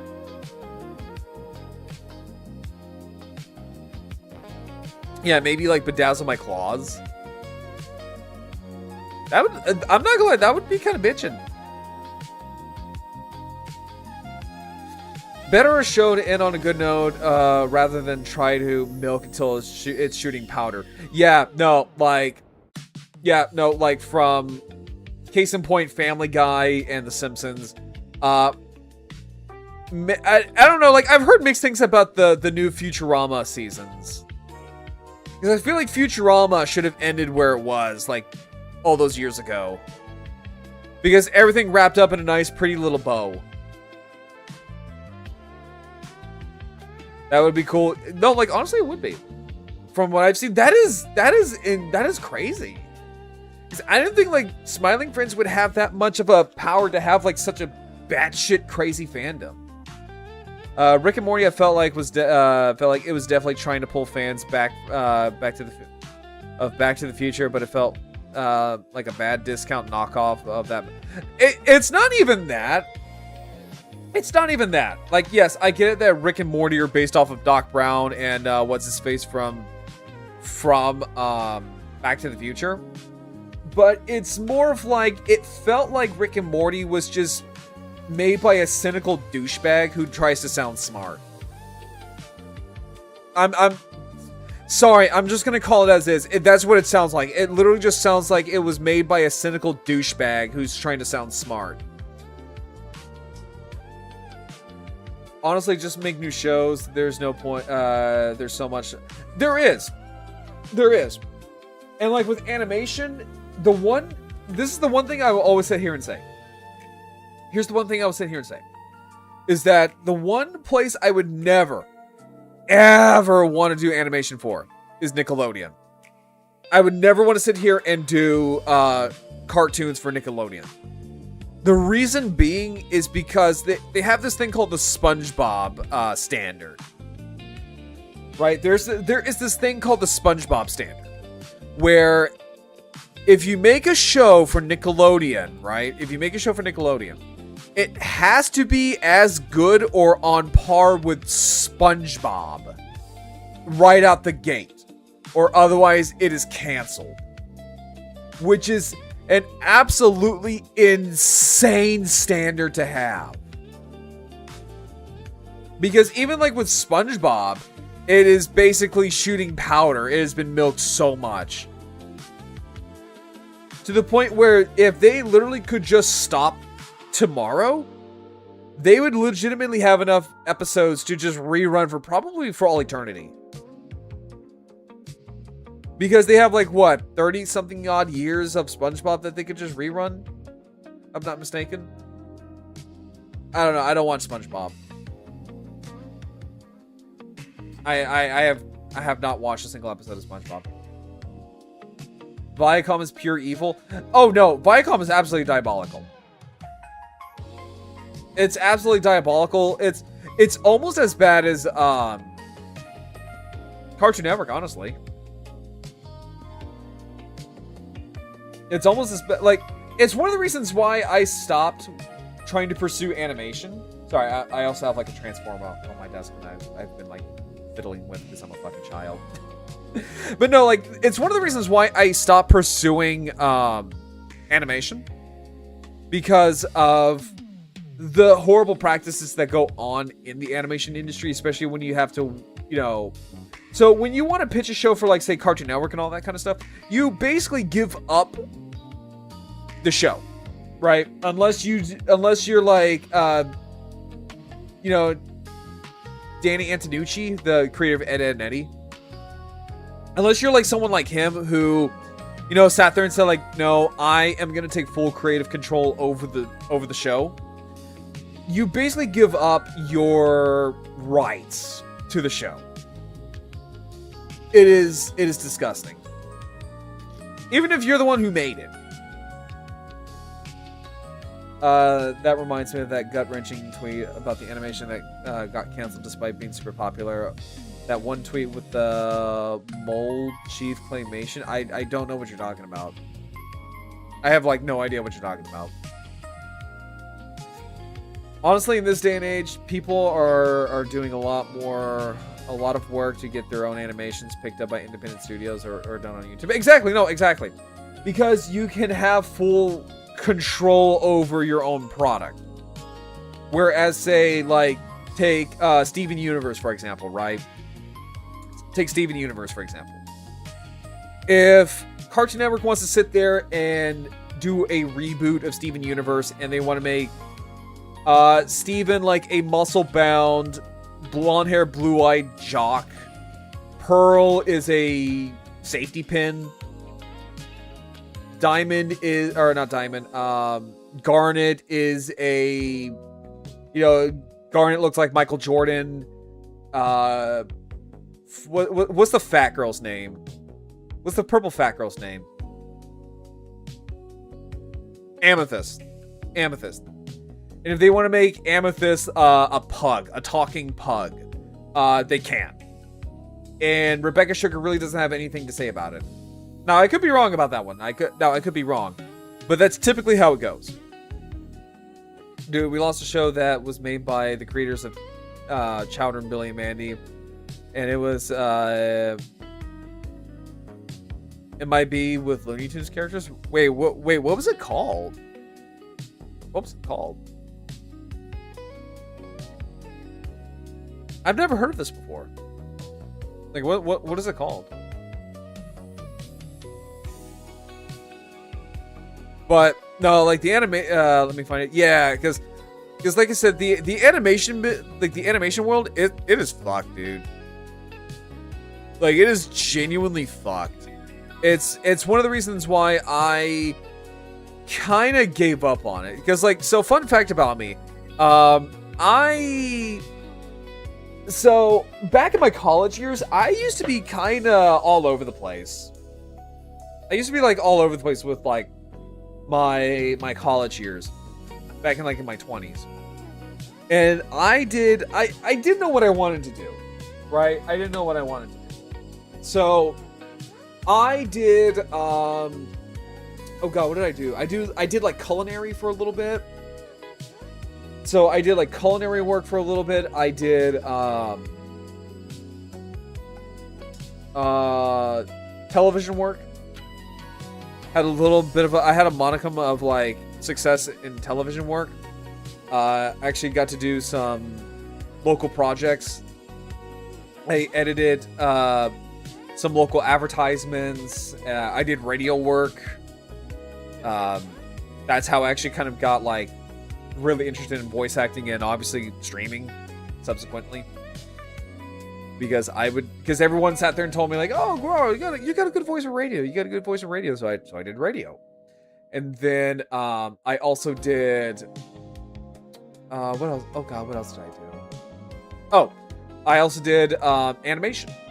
I tried my hand in animation back whenever I was in college. And whenever I was in animation, that was when I learned the horrors of the animation industry. And I was like, yeah, no, I don't want to be a fucking slave and get earned and, you know, get paid in like basically crackers.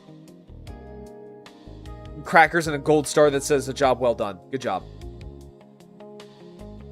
So I said, fuck that.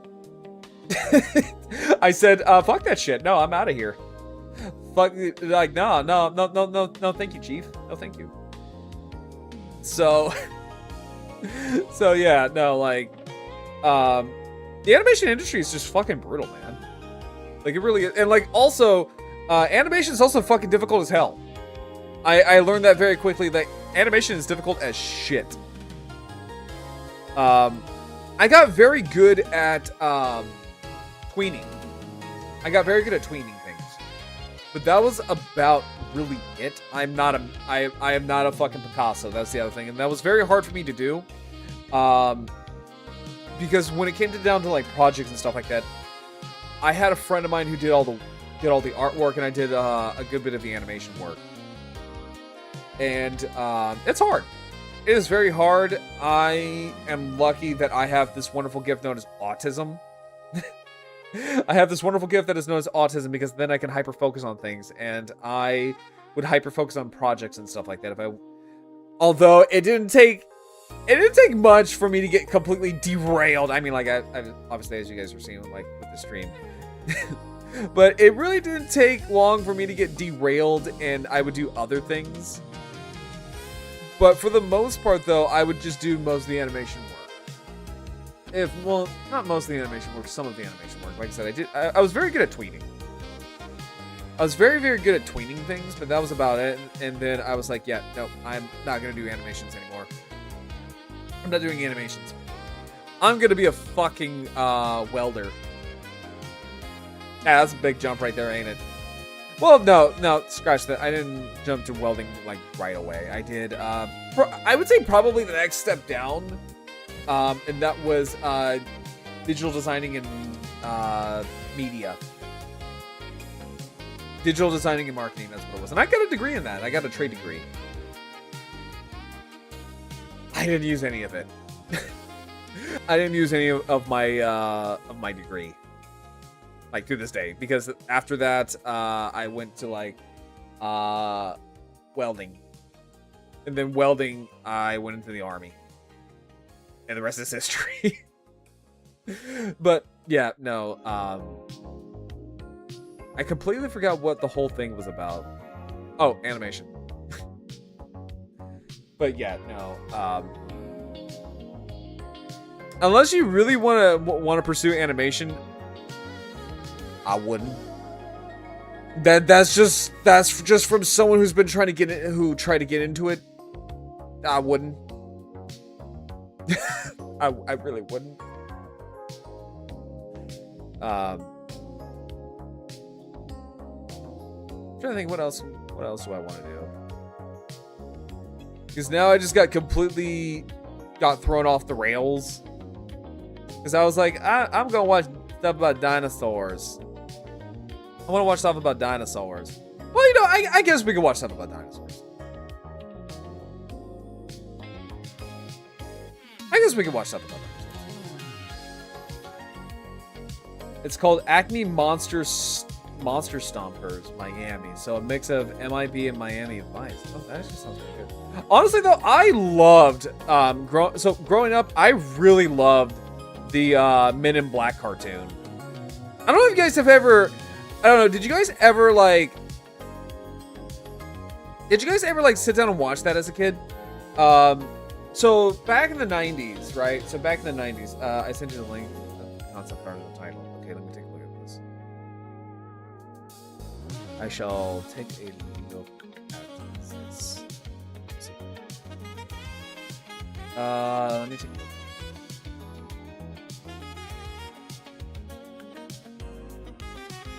Oh, yeah, no, that actually looks really cool.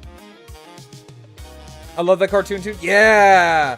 No, so, like, that was on Fox Kids. See, I remember it being on right after or before the Godzilla animated series. Yeah, no, it was a cool little block there. So what I'm talking about is that, so back in the 90s, there was a, kind of like a weird little block on, like, Fox Kids, where they would show a lot of these action cartoons, and a lot of them were based off of properties at the time. So things like Men in Black, because Men in Black was very, very popular, and so was Godzilla '98, and they were cool. They were pretty cool. I don't know what happened. I know with Godzilla that got canceled. Yeah, I know the animated series for Godzilla got canned. Mainly just due to toy sales, because this was the 90s. Same studio that did awesome. Yeah, that I do know. And it was really cool. Hang on, let me actually show it real quick. Let me show it real quick. Let me first take a look at this first. Unfortunately, a lot of those action cartoons were some kept getting canceled. Yeah, it's mainly just called toy marketing. That's basically what it was. It was just called toy marketing. They couldn't. So a lot of cartoons back in the day revolved around toy sales, right? Yeah, like Batman Beyond. Yeah, no, that's basically what it is.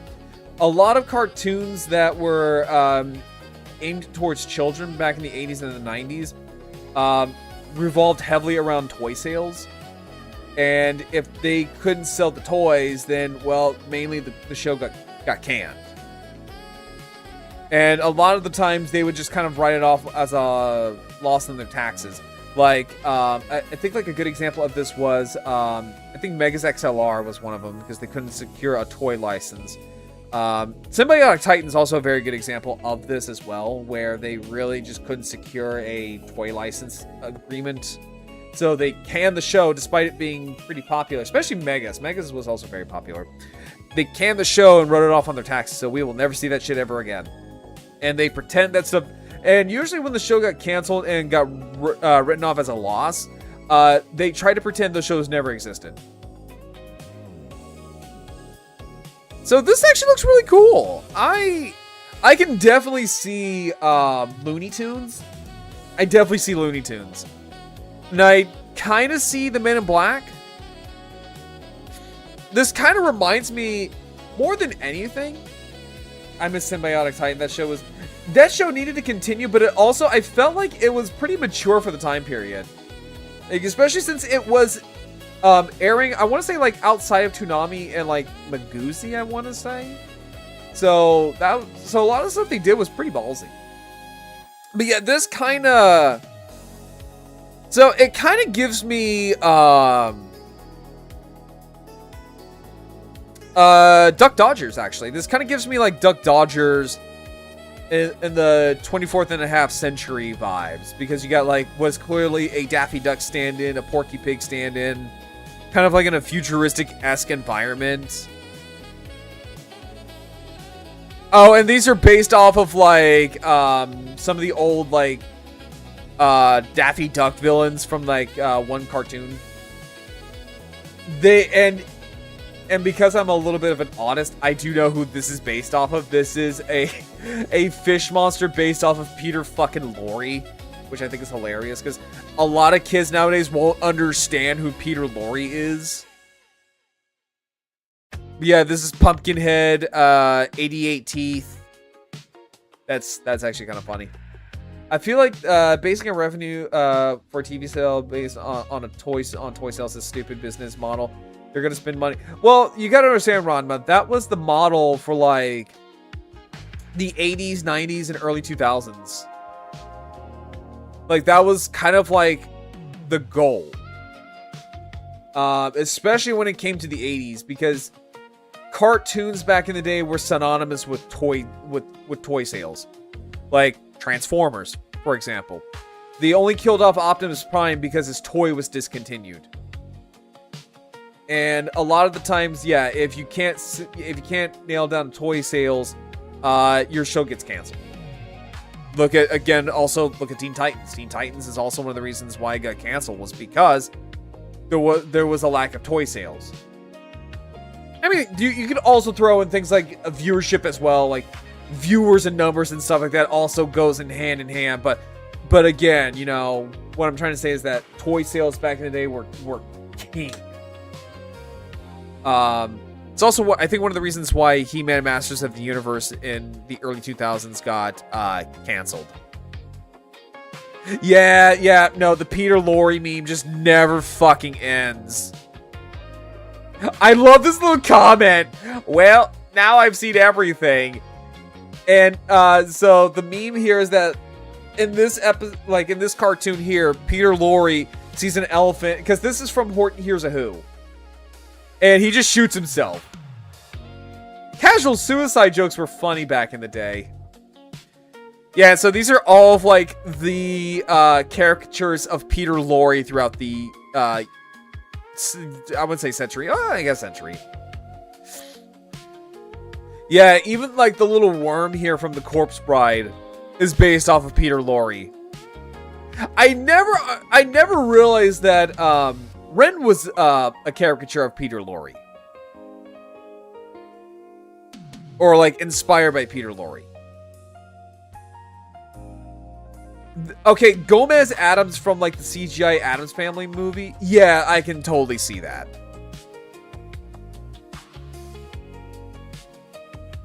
But yeah, Peter Lorre's just kind of like a meme throughout Hollywood. And these designs are actually pretty fucking cool. Like, these clearly take cues from Looney Tunes. Like, these are clearly inspired by Looney Tunes. Like, we got Daffy Duck, Witch Hazel, the, oh, that's the villain from the, oh, God, what is he, hang on, don't tell me, Dover Boys. That's right, he's the main villain from the Dover Boys. So we got Porky Pig, like I mentioned, we got Pumpkinhead, 88 Teeth, we got Peter Lorre, and then here we have clearly stand-ins for, like, I think, like, Buzz and, or not Buzz, Bugs and, Lola. I do too. I love quoting the Dover Boys going, I'll steal it, and no one will ever know. Look, if you play Halo, and I will always say this, if you play Halo, hold up, I gotta do this. No one will ever know. Hang on, I gotta do this. Real quick.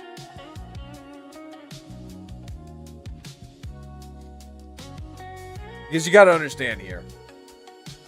Let's see here. I'll steal it. No one will ever know.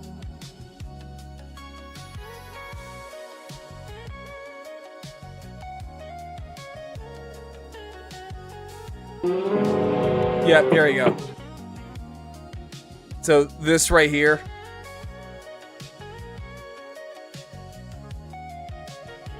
So like when you play Halo, right? So when you play Halo, right?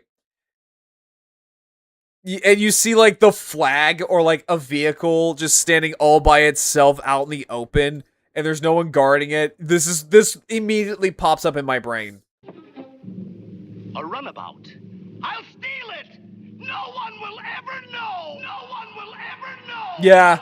Like if you like again, if you're playing like Capture the Flag in Halo or like when you see the flag and no one's protecting it, or if you go and find like a vehicle and no one's there. A runabout. I'll steal it! No one will ever know! No one will ever know! No one will ever know! No one will ever know! Yeah, it's a classic. Oh, it's an absolute fucking classic. I love the Dover Boys. No one will ever know. Also, I don't know what it is, guys. Like, I don't know what it is.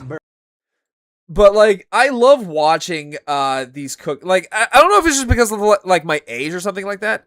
But I love watching like cooking videos and cooking shorts. I see Kiwi tapes. Yeah, I watch Kiwi tapes. Burgers. This is a sunburger. I love watching these. Fast food was already established 4,000 years ago. I love watching cooking videos. During the Sumerian Renaissance, if it's not like stuff about dinosaurs, it's about guns. And if it's not about guns, it's about cooking.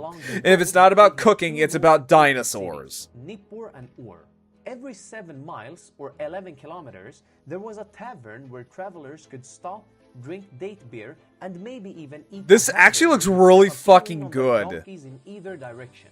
Obviously, the Sumerians wouldn't have. I want to try to make this. Or brioche buns. But what about a juicy lamb patty on a bed of greens and beets with grilled goat cheese topped with date syrup? Oh, that sounds so good. Flat tinuru breads. Oh, that sounds so good. This is good. Visit Table of Gods. Oh my god, I really gotta try that. I have to try that, guys. It's so odd hearing someone else talk about Kiwi tapes. It's like a hidden handshake. Oh yeah, no, like like, okay, with me, Drago, with me, I love talking about lolcows. I love hearing about lolcows. I love listening to things about, oh god, what is it? I love hearing of things about, what is it? About, like, Daniel Larson. Which, by the way, apparently Daniel Larson is out of fucking prison. And that scares me. Yeah, no, like, the fact that Daniel fucking Larson is out of prison scares me. That looks great. I had a steak sandwich for lunch earlier. I had a cheeseburger wrap. I love making them. They're kind of like my signature thing. So basically, what it is that, I mean, also I had like some homemade fries. I really should not. Ever watched Rogue the Internet Man? I did to a point, and then I found out that the guy's kind of a piece of shit. But I'll occasionally watch like his quickie readings because they're fun. But oh god, what was I saying? Yeah, so I had like a cheeseburger wrap, which is kind of like my little signature thing. Because all it really is that it is just a cheeseburger, except you just put it in a tortilla wrap. And it's so good. It's so fucking good. And I made some homemade fries, which honestly, I really should not be making like so many homemade fries all the time. Like, I discovered the power of like deep frying, and I'm like, I want to deep fry everything. And I really shouldn't. Or I just discovered the power that I made really good I made really good homemade fries, and now I'm on like a deep fryer kick, and I'm like, I really should not be doing this because this is so bad for my diet. But I'm also like, my god, am I fucking good? Did I watch? I refuse to watch it just because it's about a known pedophile. Right? I refuse to watch it because I don't want to give EDP like the time of day. Even if it is, you know, against EDP, right? Even if it's against EDP, I still don't want to give him like the time of day. Right? Chris Chan is in it, by the way. Oh god. Oh sweet Jesus.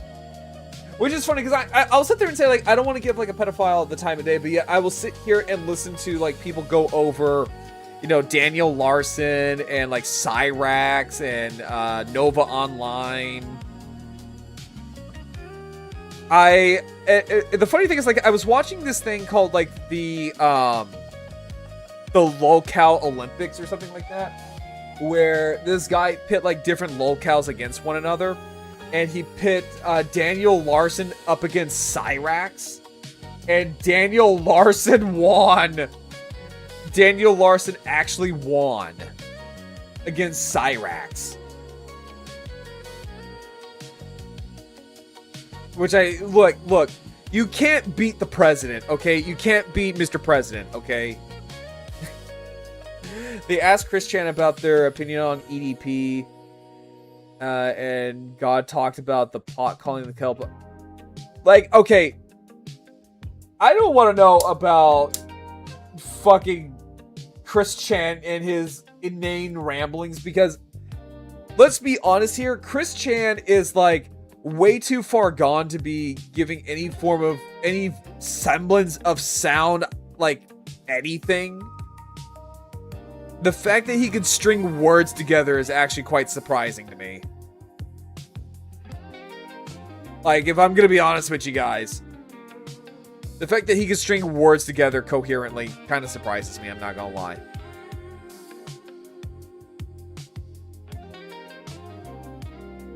Oh god. Mate. Hang on. Fuck. Mate. Okay, there we go. Sorry, my ear was ringing because I have a acute case of tinnitus from the army. Because, back, you know what, actually I kind of want to watch this real quick. So, like, back whenever I was, like, a dumb little private, back in basic combat training, my earplug slipped out when we were at the firing range and the rifle went off. So ever since then, I've had like an acute case of tinnitus. But this is the video I wanted to show you guys because this is really, really interesting. Because this is a prehistoric animal that was found with its internal organs, which I find really fascinating. There we go. Welcome to 7 Days of Science. This week, paleontologists have announced the discovery of the oldest ever reptile known to be preserved with soft tissue traces of the stomach, liver, and intestines. As an extraordinary That's kind of Triassic-aged crazy. long-necked marine reptile has been uncovered in spectacular condition. Yeah, this is the one that I really wanted to go over because this is so fascinating. The fact that we don't really get to see that much of like prehistoric animals discovered with their fossilized organs. The Triassic period commenced approximately 252 million years ago and followed the devastation of the end Permian mass extinction event. The Triassic period was kind of fucking crazy because this is just when evolution just went wahoo and just almost every single animal tried to fill up some kind of environmental niche in some capacity. After the Great Dying. Again, this is the time period where evolution just went fucking hog wild. The horrors, EDP has a 42-year-old girlfriend. Like, damn, lady, you could do better. Oh, no, absolutely. No, EDP, like, yeah, no, like, I don't even know why someone would date him. The worst mass extinction in Earth's history. As life recovered in the Triassic, major ecological reorganizations were triggered among the surviving lineages. And on multiple occasions, different groups of ancestrally terrestrial reptiles began to exploit the marine realm. The ichthyosaurs and the sauropterygians, which includes nothosaurs, plesiosaurs, and others, are the best known examples of the Triassic marine reptile radiation, and went on to become highly important components of the Jurassic and Cretaceous oceans. Also, like, ichthyosaurs are just really interesting because I believe they are, if I remember correctly, these are the first ever animals to be discovered with, like, blubber. Which is honestly something I never really thought something like that would have, because whenever I think of blubber or, like, fat, I'm thinking of, like, mammals. I'm thinking of, like, whales. Not a giant whale-sized lizard that lives in the ocean. However, during the strange, almost experimental time of the Triassic, some other reptile lineages also entered the water. One such group was Tanisauria. This is a group of These are weird little guys. The Archosauromorphs being one of the major branches of reptiles that includes all the crocs, dinosaurs, birds, and turtles, but not lizards or snakes. Tanisauria is actually a very recently recognized grouping of reptiles, only being officially named in 2024. Oh, and okay. includes an especially diverse range of species. Probably the best known Tanisaurian is the amazing. I didn't even realize it was that. I actually didn't even know that was a Tanisauria. I didn't even know that was like that new. I thought that was like old.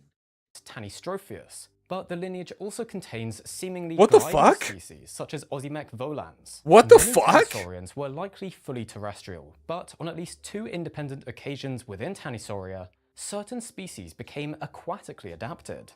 Tanistropheus also, we're about to have an was ad likely break here in about 10 seconds. And there's another species called Dinocephalosaurus, which even had paddle-like limbs and So, was therefore. Hang on, we're gonna take a quick little break here, so that way it allows everyone to get up and go to the bathroom.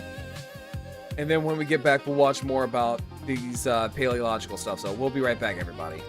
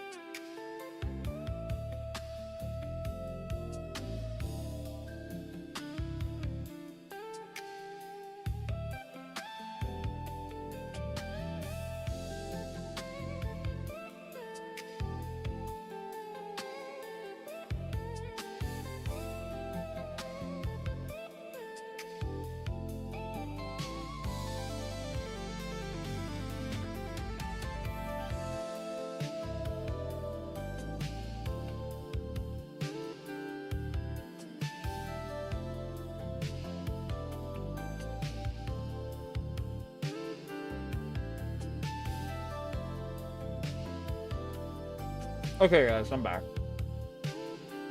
Also got some crackers.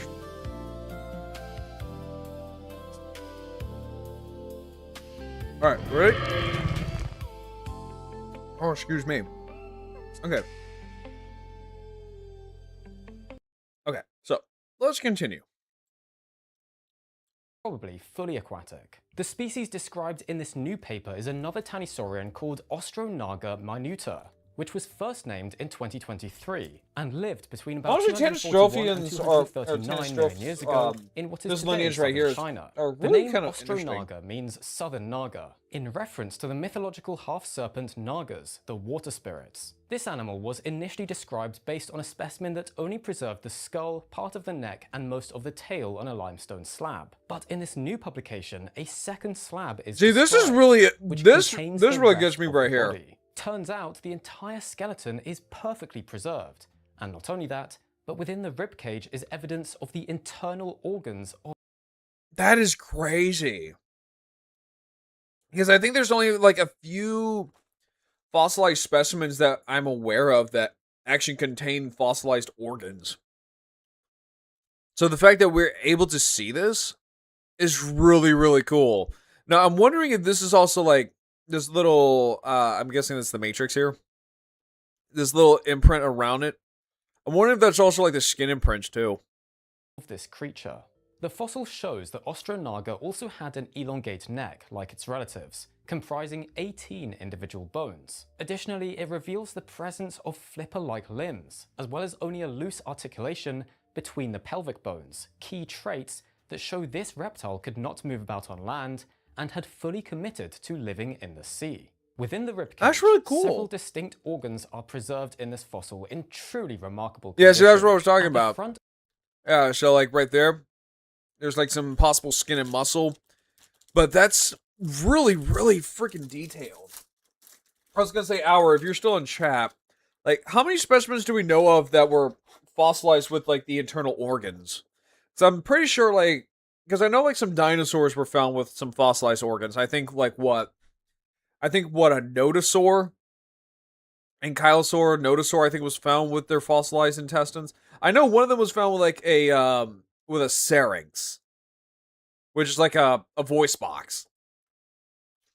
Of the abdomen, there's a large rounded elongate structure, the mineralized stomach of this ancient reptile. Fiber-like branching structures are also reported in this area, which the authors say may be traces of capillary-sized blood vessels. Behind the stomach is a thin layer of mineral possessing a very distinctive reddish coloration. This is interpreted as part of the liver, and the reddish mineral was found to have a very really high iron cool component to it, suggesting this material may be derived from hemoglobin, the oxygen-carrying protein in blood. Behind the liver, there are then dark masses of fossilized gut contents arranged in looping structures, meaning these undigested remains are still held together in the shape of the intestinal tract. Finally, behind the intestines, I wish we could figure out what it is. Preserved mineralized soft tissues that the researchers tentatively interpret as the degraded remains of skin and muscle, although they were unable to discern any structures such as scales. Although, as they also point out, scales are often lost in highly aquatic reptiles. Don't really know, so but what do these organs tell us about the biology and evolution of the these best ancient marine archosauromorphs? Well, they show that the gastrointestinal system of Ostronaga was actually pretty conservative, with minimal specialization. I don't know, I think this one's probably the most well-preserved one in terms of like fossilized organs. One chamber. Well, no, actually no, I take it back. I take it back. There was a nodosaur. Let me see if I can find it real quick, because there was a nodosaur that was found with like fossilized like hearts and stuff.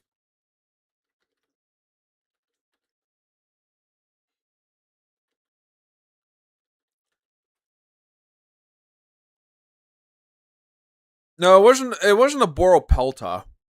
Or something else. Or I don't think it was. Well, I don't know. Was it a dinosaur? I know there was a dinosaur that was found with like a fossilized heart. I'm trying to remember what species it was. Let's see here. Fossilized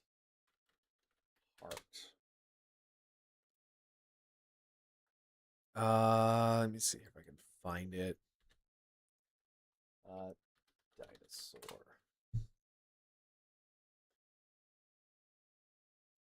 So I don't think it was a notosaur. It was something else.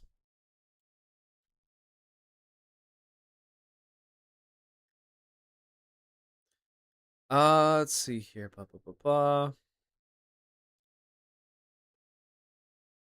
The Skelosaurus, that's what it was. The Skelosaurus.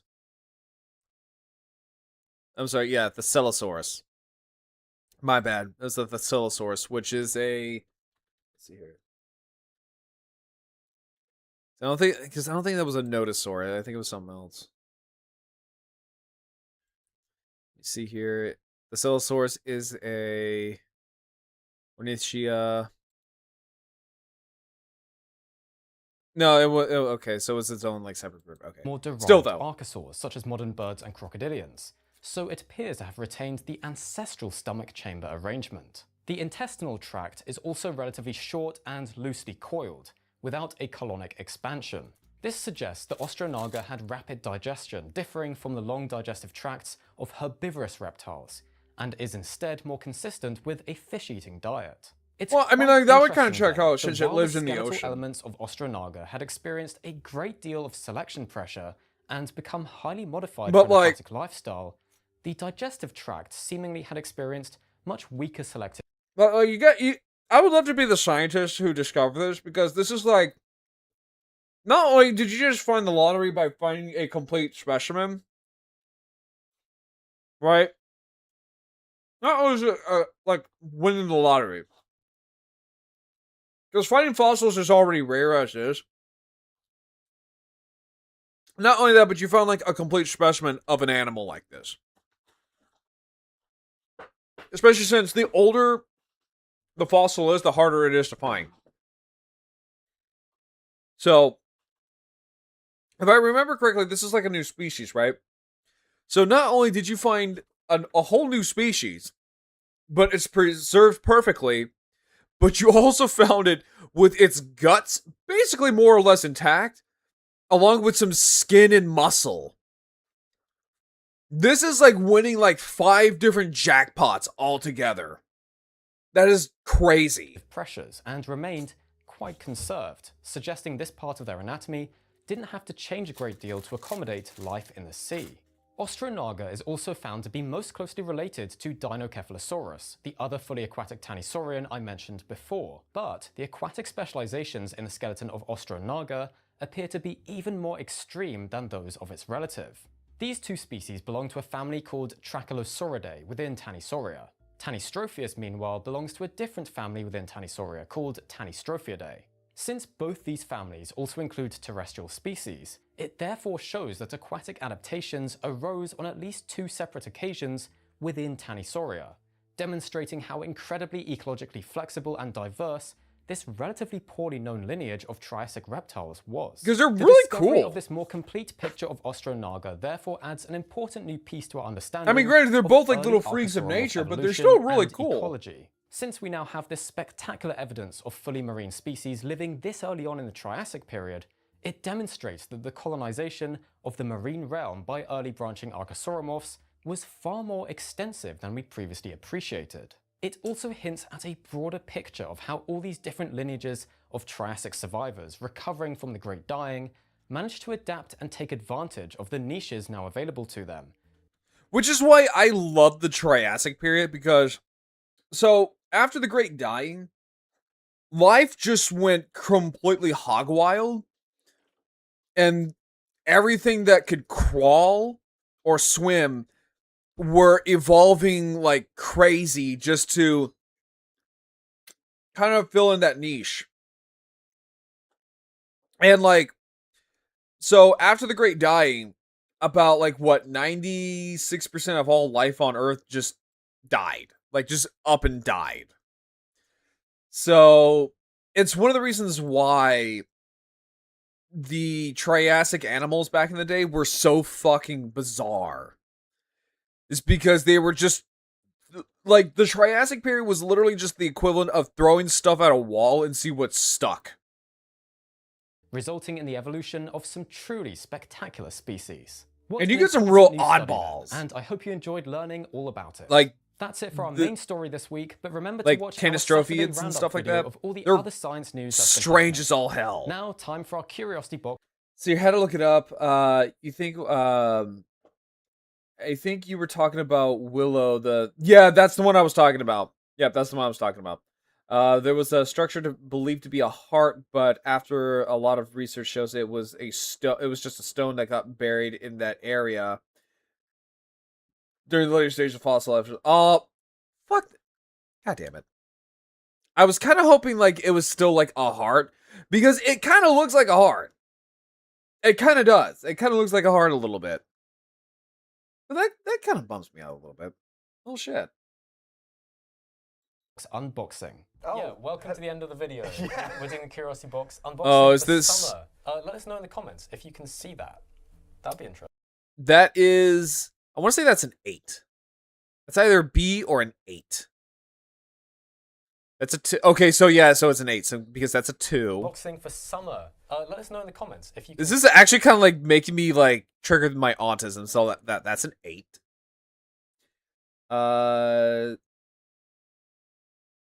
What is it called? Sypo.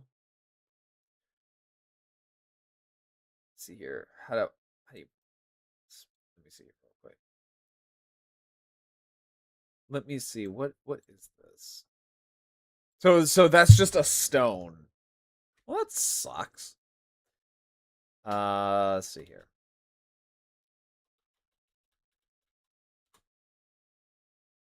Oh, okay. So this is called a Scipionyx. So let's see here. Scipionyx is a Seritia. Let's see here. What family is it from? Type of species, blah blah blah blah. Scipio's claw. Theropodia or Theropoda. Let's see here. It's a theropod from early Cretaceous found in Italy.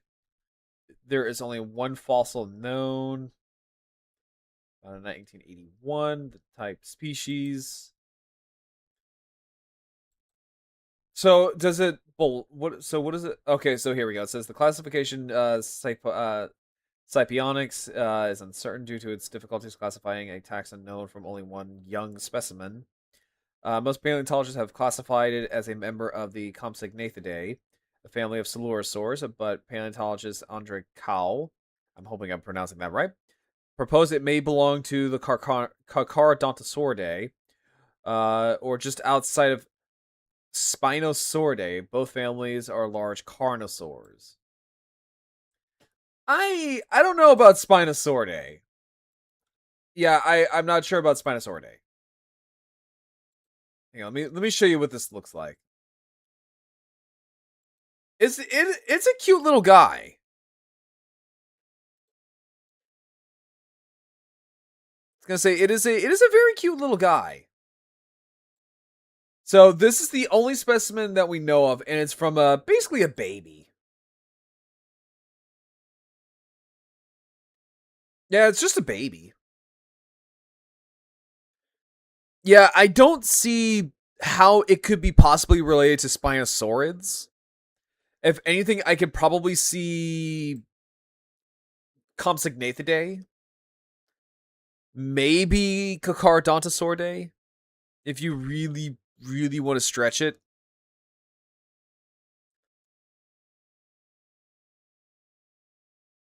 But yeah, no, it's just a little guy.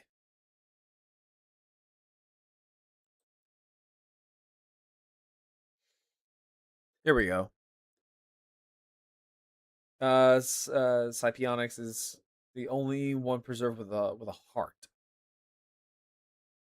See if we can scroll down a little bit to see. Yep, here we go. Okay, so yeah, oh wow, yeah, no, that is very detailed. Wow. Yeah, so we see the esophagus, the trachea, the stomach, blood from heart, liver, and spleen. The duodenum, the junium, I'm going to say, feces, rectum. That is actually really, really good. Damn, that is really, really well preserved. Holy shit. But yeah, I would say that's maybe, I could definitely see this being in the Compsognathidae family. But like it said, there's only one specimen of this, and it's basically a baby. So we're gonna have to find more of these animals to really kind of get a good feel of it. Yeah, it's small, tiny, and very unique, named after a Roman hero, if I remember correctly. Yeah, Scipion.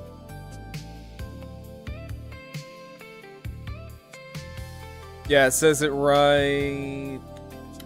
Where is it? Yeah, right here. Scipio's Claw. Let's see here. By an amateur paleontologist brought to the attention in 1993, 1988, the species... Type species Scipionix, I'm not gonna read them. Was named the generic name meaning Scipio's Claw. Found generated much publicity. Also, hi Beans, how are you doing? I saw your thing on your Discord. I hope you've been doing okay. Miss seeing you. How you been, Beans?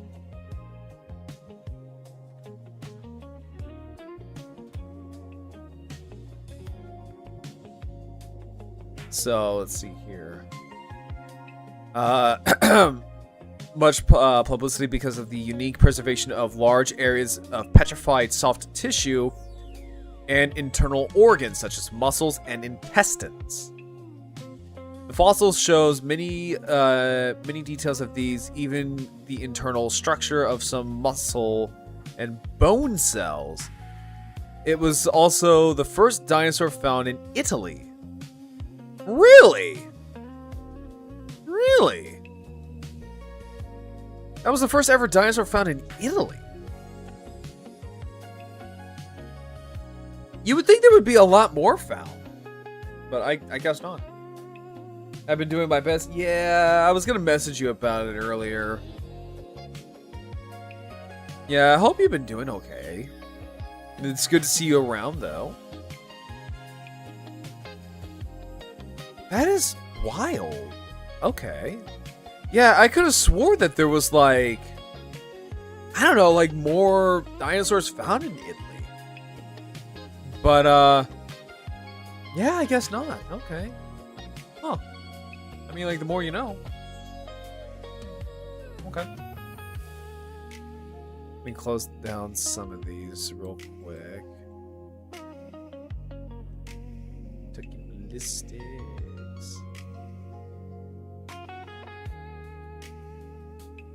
Honestly, it's probably a good place to stop, honestly. I'm here for dino education. Yeah, we were going off about some dinosaur stuff. Let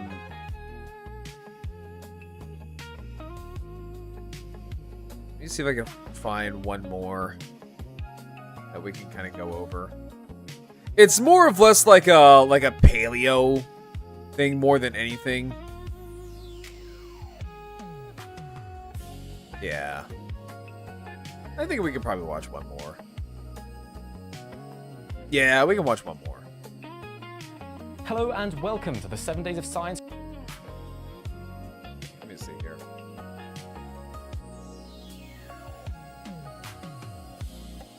There we go.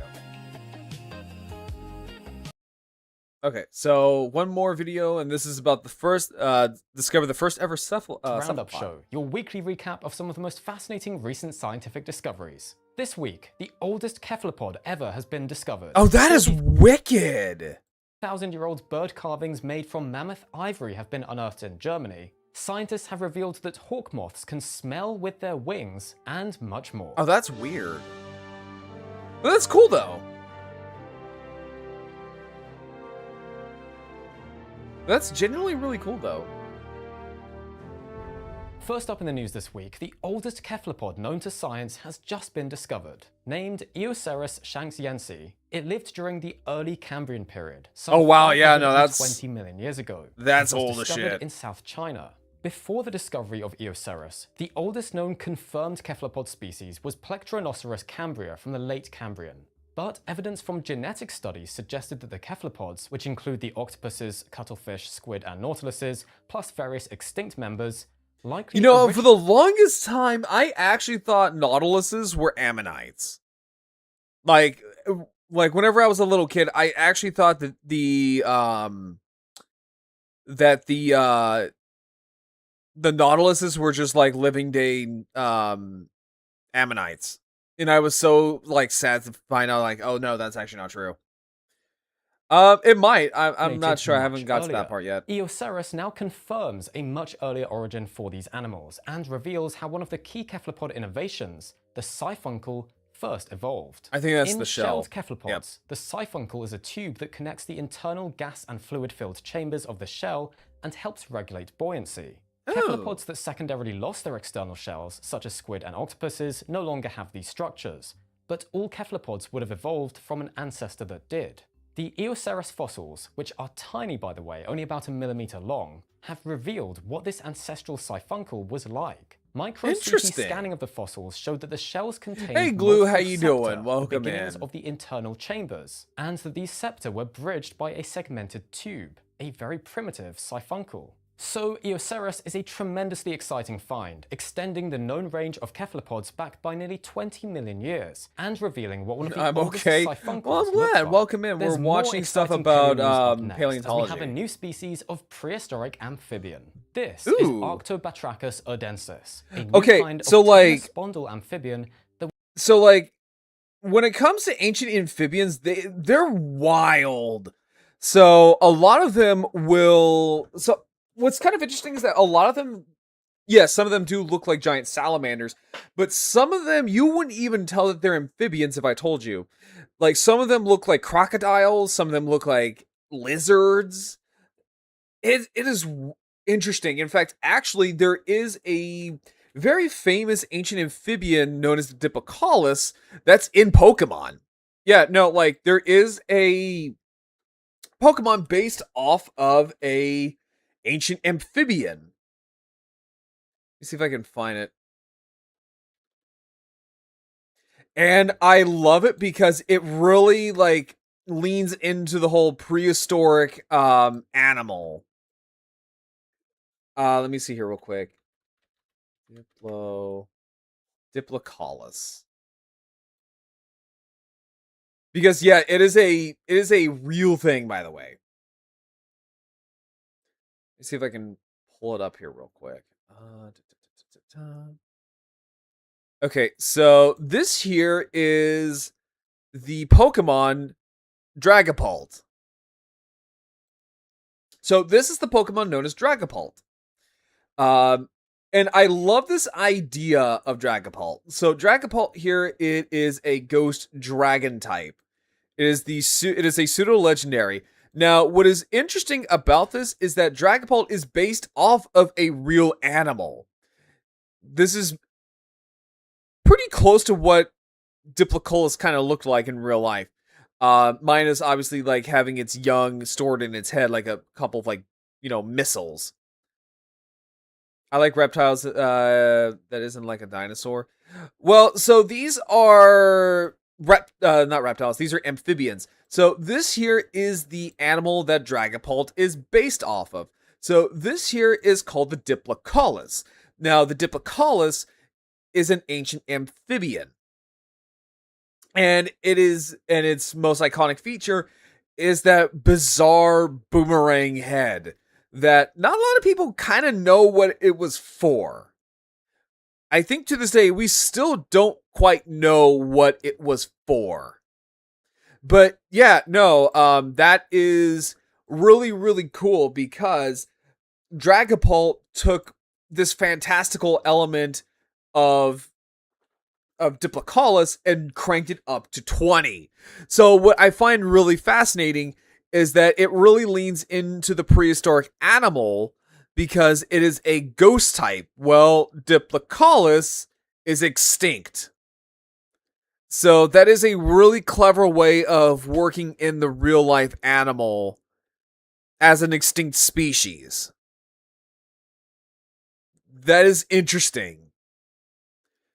But yeah, no, like amphibians, when they were starting out, yeah, some of them you wouldn't even know that they were amphibians. Like I mentioned, some of them actually look more like crocodiles. In fact, actually, let me see here. Ancient amphibians.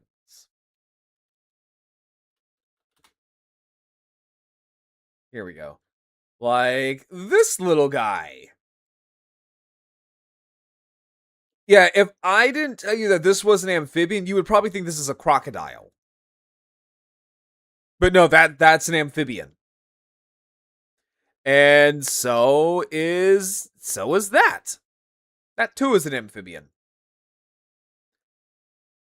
And so is this. This is also an amphibian. And so is this. It looks like a fat midget crocodile. But in actuality, it's like a giant predatory salamander.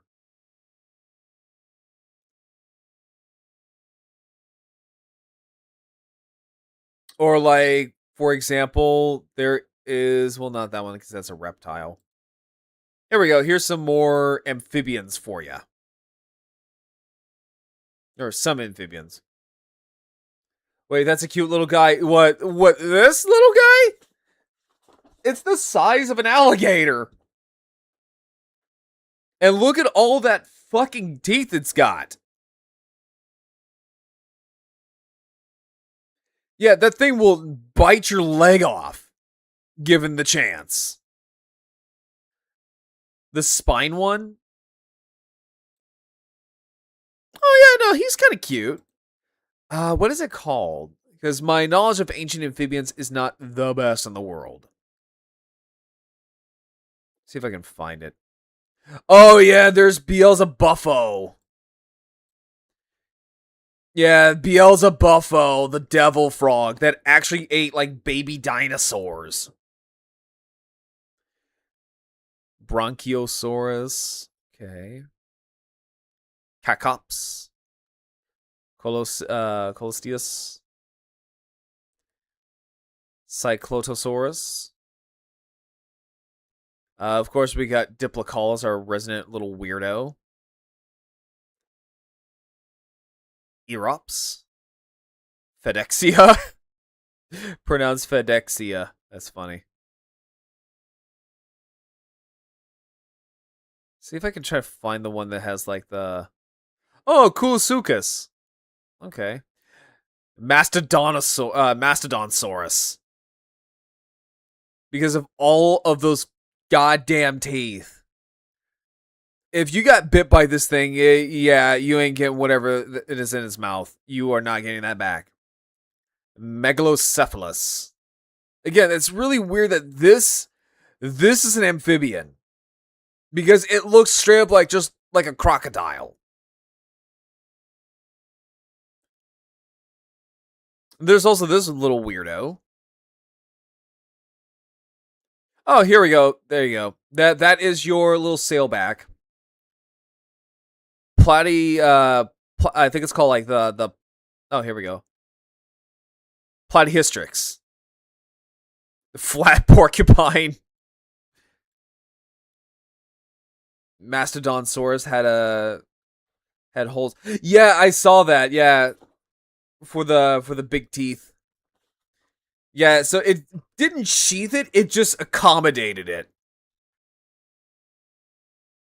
Like, you know, that's kind of aura farming when your own skull has to revolve around its head or revolve around its teeth. That's kind of Pirinosuchus. This is one of my favorites. Just again, you wouldn't even know that this is an amphibian if I told you, because that looks like a gharial. Yeah, amphibians are, like, to me, ancient amphibians are always just so wacky. Like, they're genuinely just fucking crazy.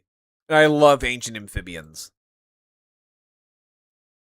It was discovered in Svalbard in the Arctic. Arctobatrachus was rather in it was found in with the a body length Arctic. exceeding 2 meters. Yeah, making this ancient by far early the amphibians largest were known just member of the insane. Temnospondyl family Plagiosauridae. It lived during the Middle Triassic period, more than 237 million years ago, and has a The same thing goes for, like, crocodilian evolution, too. Like, ancient crocodilians were also just...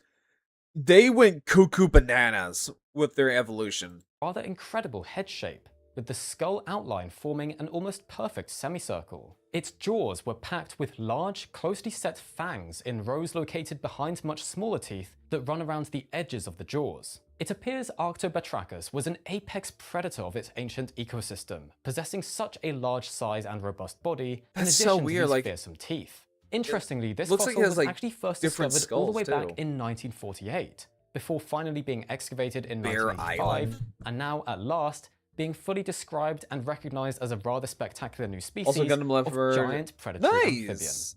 Next up, we've got a new I still have that dinosaur, on Dinovenator pre-order with robustus. Big Bad Toy It's a new Store, so... kind of thick-skulled troodontid dinosaur. and Oh, was discovered yeah! in I late remember Cretaceous hearing about rocks this! in New Mexico, dating to about 75 million years ago. Yeah! The species was previously assigned to a different genus, Sauronophelestes, but this new work finds it distinct enough to be moved to its own genus. Dinovenator is only known from an isolated left frontal, one of the bones from the roof of the skull, but it's remarkably thick and robust, and displays other features quite unlike other troodontid species. Yeah, I think this is where people are like, oh, it's a troodontid that could headbutt.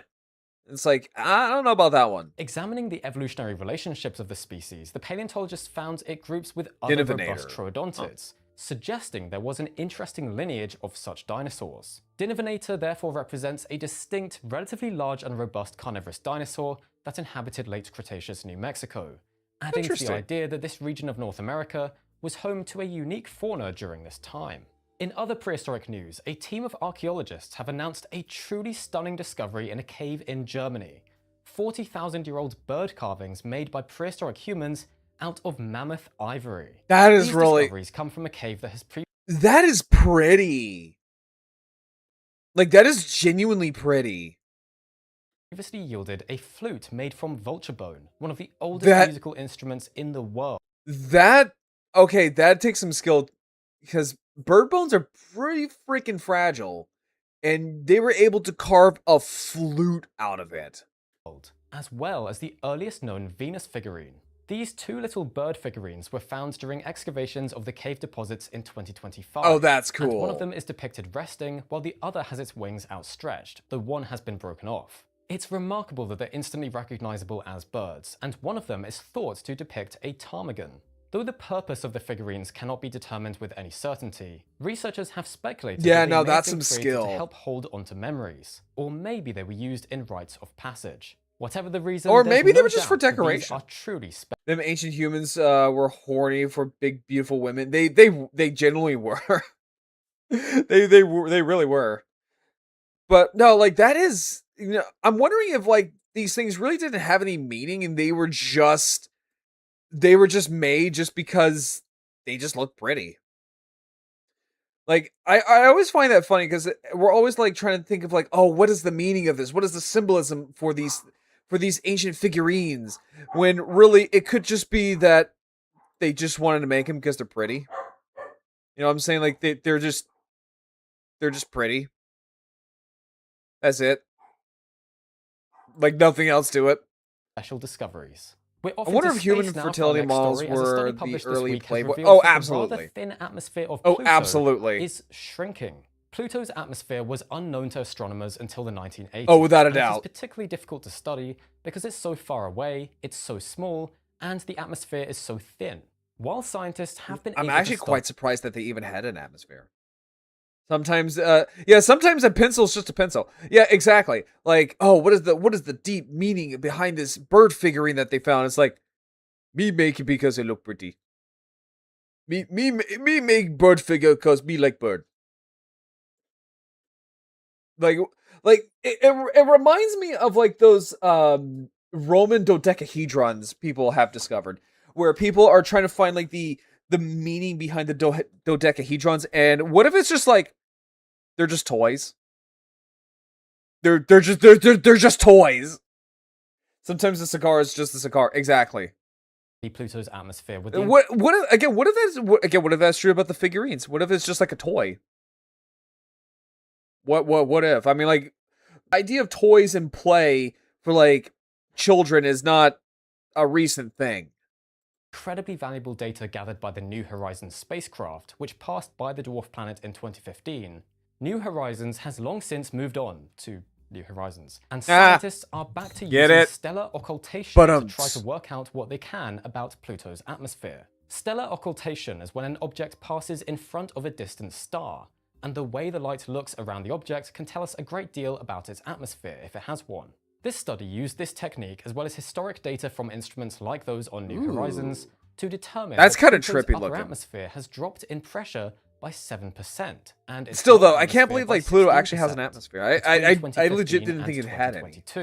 Whether this Or all drop in spherical pressure stones is a seasonal around change from for the dwarf Stonehenge. planet True. or a signal for a more permanent decay of Pluto's atmosphere is yet to be seen, but the researchers voiced their desire for more research to be done on our favourite not quite a planet. We have some modern wildlife dwarf news planet. next, as a remarkable new study has shown I that remember hawk when moths Pluto are was a able to planet. smell I with was their there. wings. The antennae are the primary olfactory organs of insects, but many species can also smell using other parts of their bodies. And this new research has investigated how well the tobacco hawk moth can sense smells with its wings. The scientists found that in addition to many small bristles that function as mechanosensors, the moths also had numerous pores in their wings, which are able to detect chemicals. They genetically analyzed the moths and found that their wings do indeed express genes that encode for certain chemical receptors. And when they attached a wing to recording electrodes and exposed it to different odors, they were able to determine which odors in particular they are sensitive to. Some ancient artifacts were likely toys or maybe just ritual artifacts. The lion main figures show signs of being fed. Show signs of being fed, so it either was ritual for the hunt or kids were playing with furry baby models. I mean, like, honestly, like I said, I feel like some of these things is like, it's not that simple, and that it was probably just, they were just toys, and the signs of being fed, I feel like it was probably like, maybe like a toddler teething. Turns out they can only really discern two odors, both of which are produced by the leaves of nightshade plants, the particular plant that these moths like to lay their eggs on. What an incredible new study. In other wildlife news, since February 28th, an estimated 1,500 ships have been anchored in the Persian/Arabian Gulf, with hundreds more in the Gulf of Oman.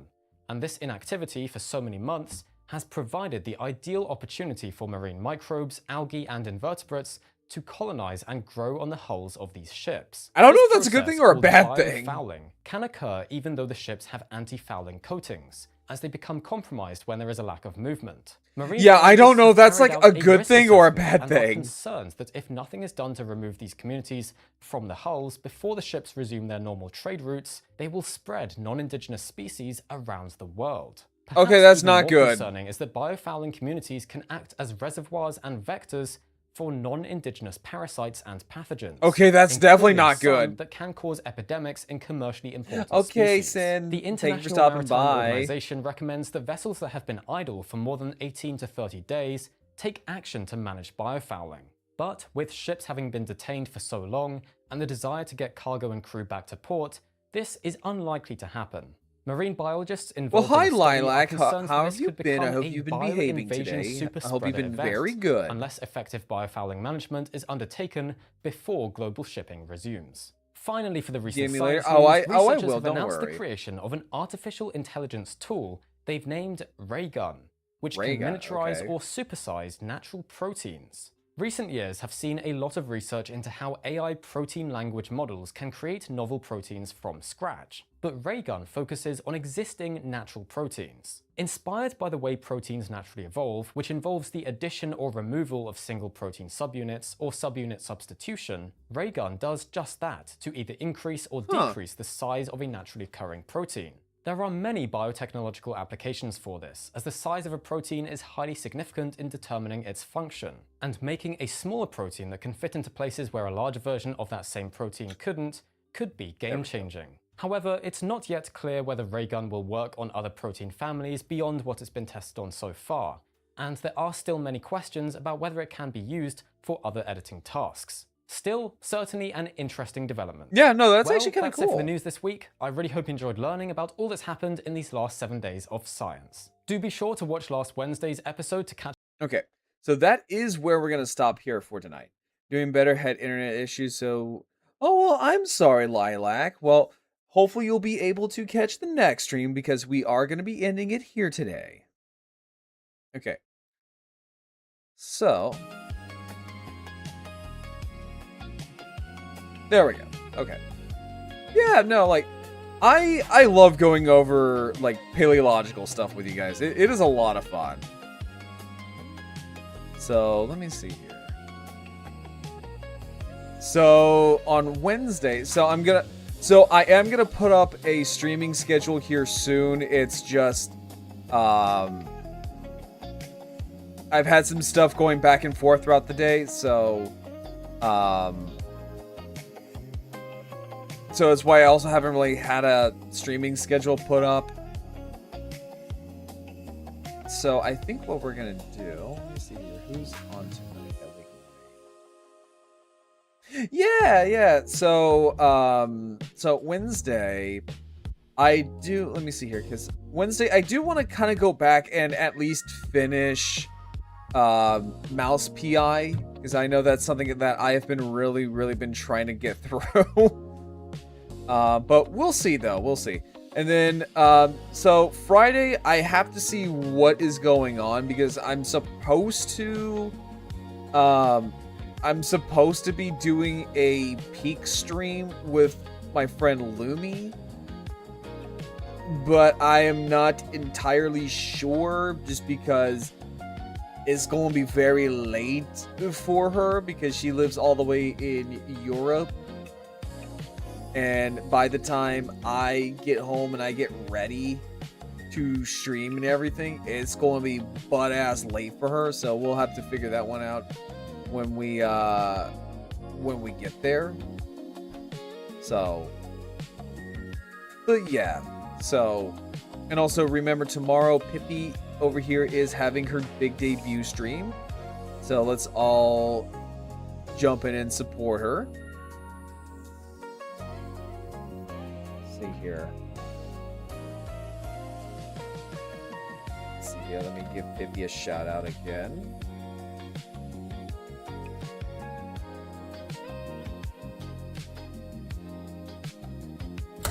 Oop, there we go.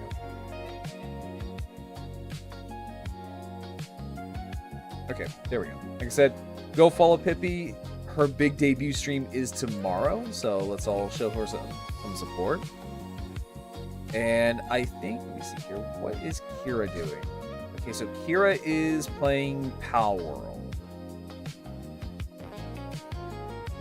So we're gonna go say hi to Stepsis. We're gonna say hi to Kira P, who is one of my Oshis.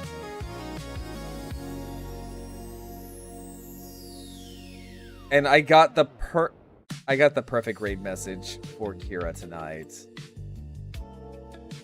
So let me see here. See, what are you doing? Step sis. Raid.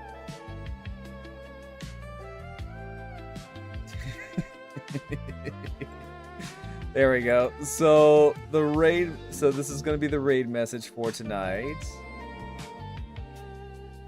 There we go. That's gonna be the raid message for tonight.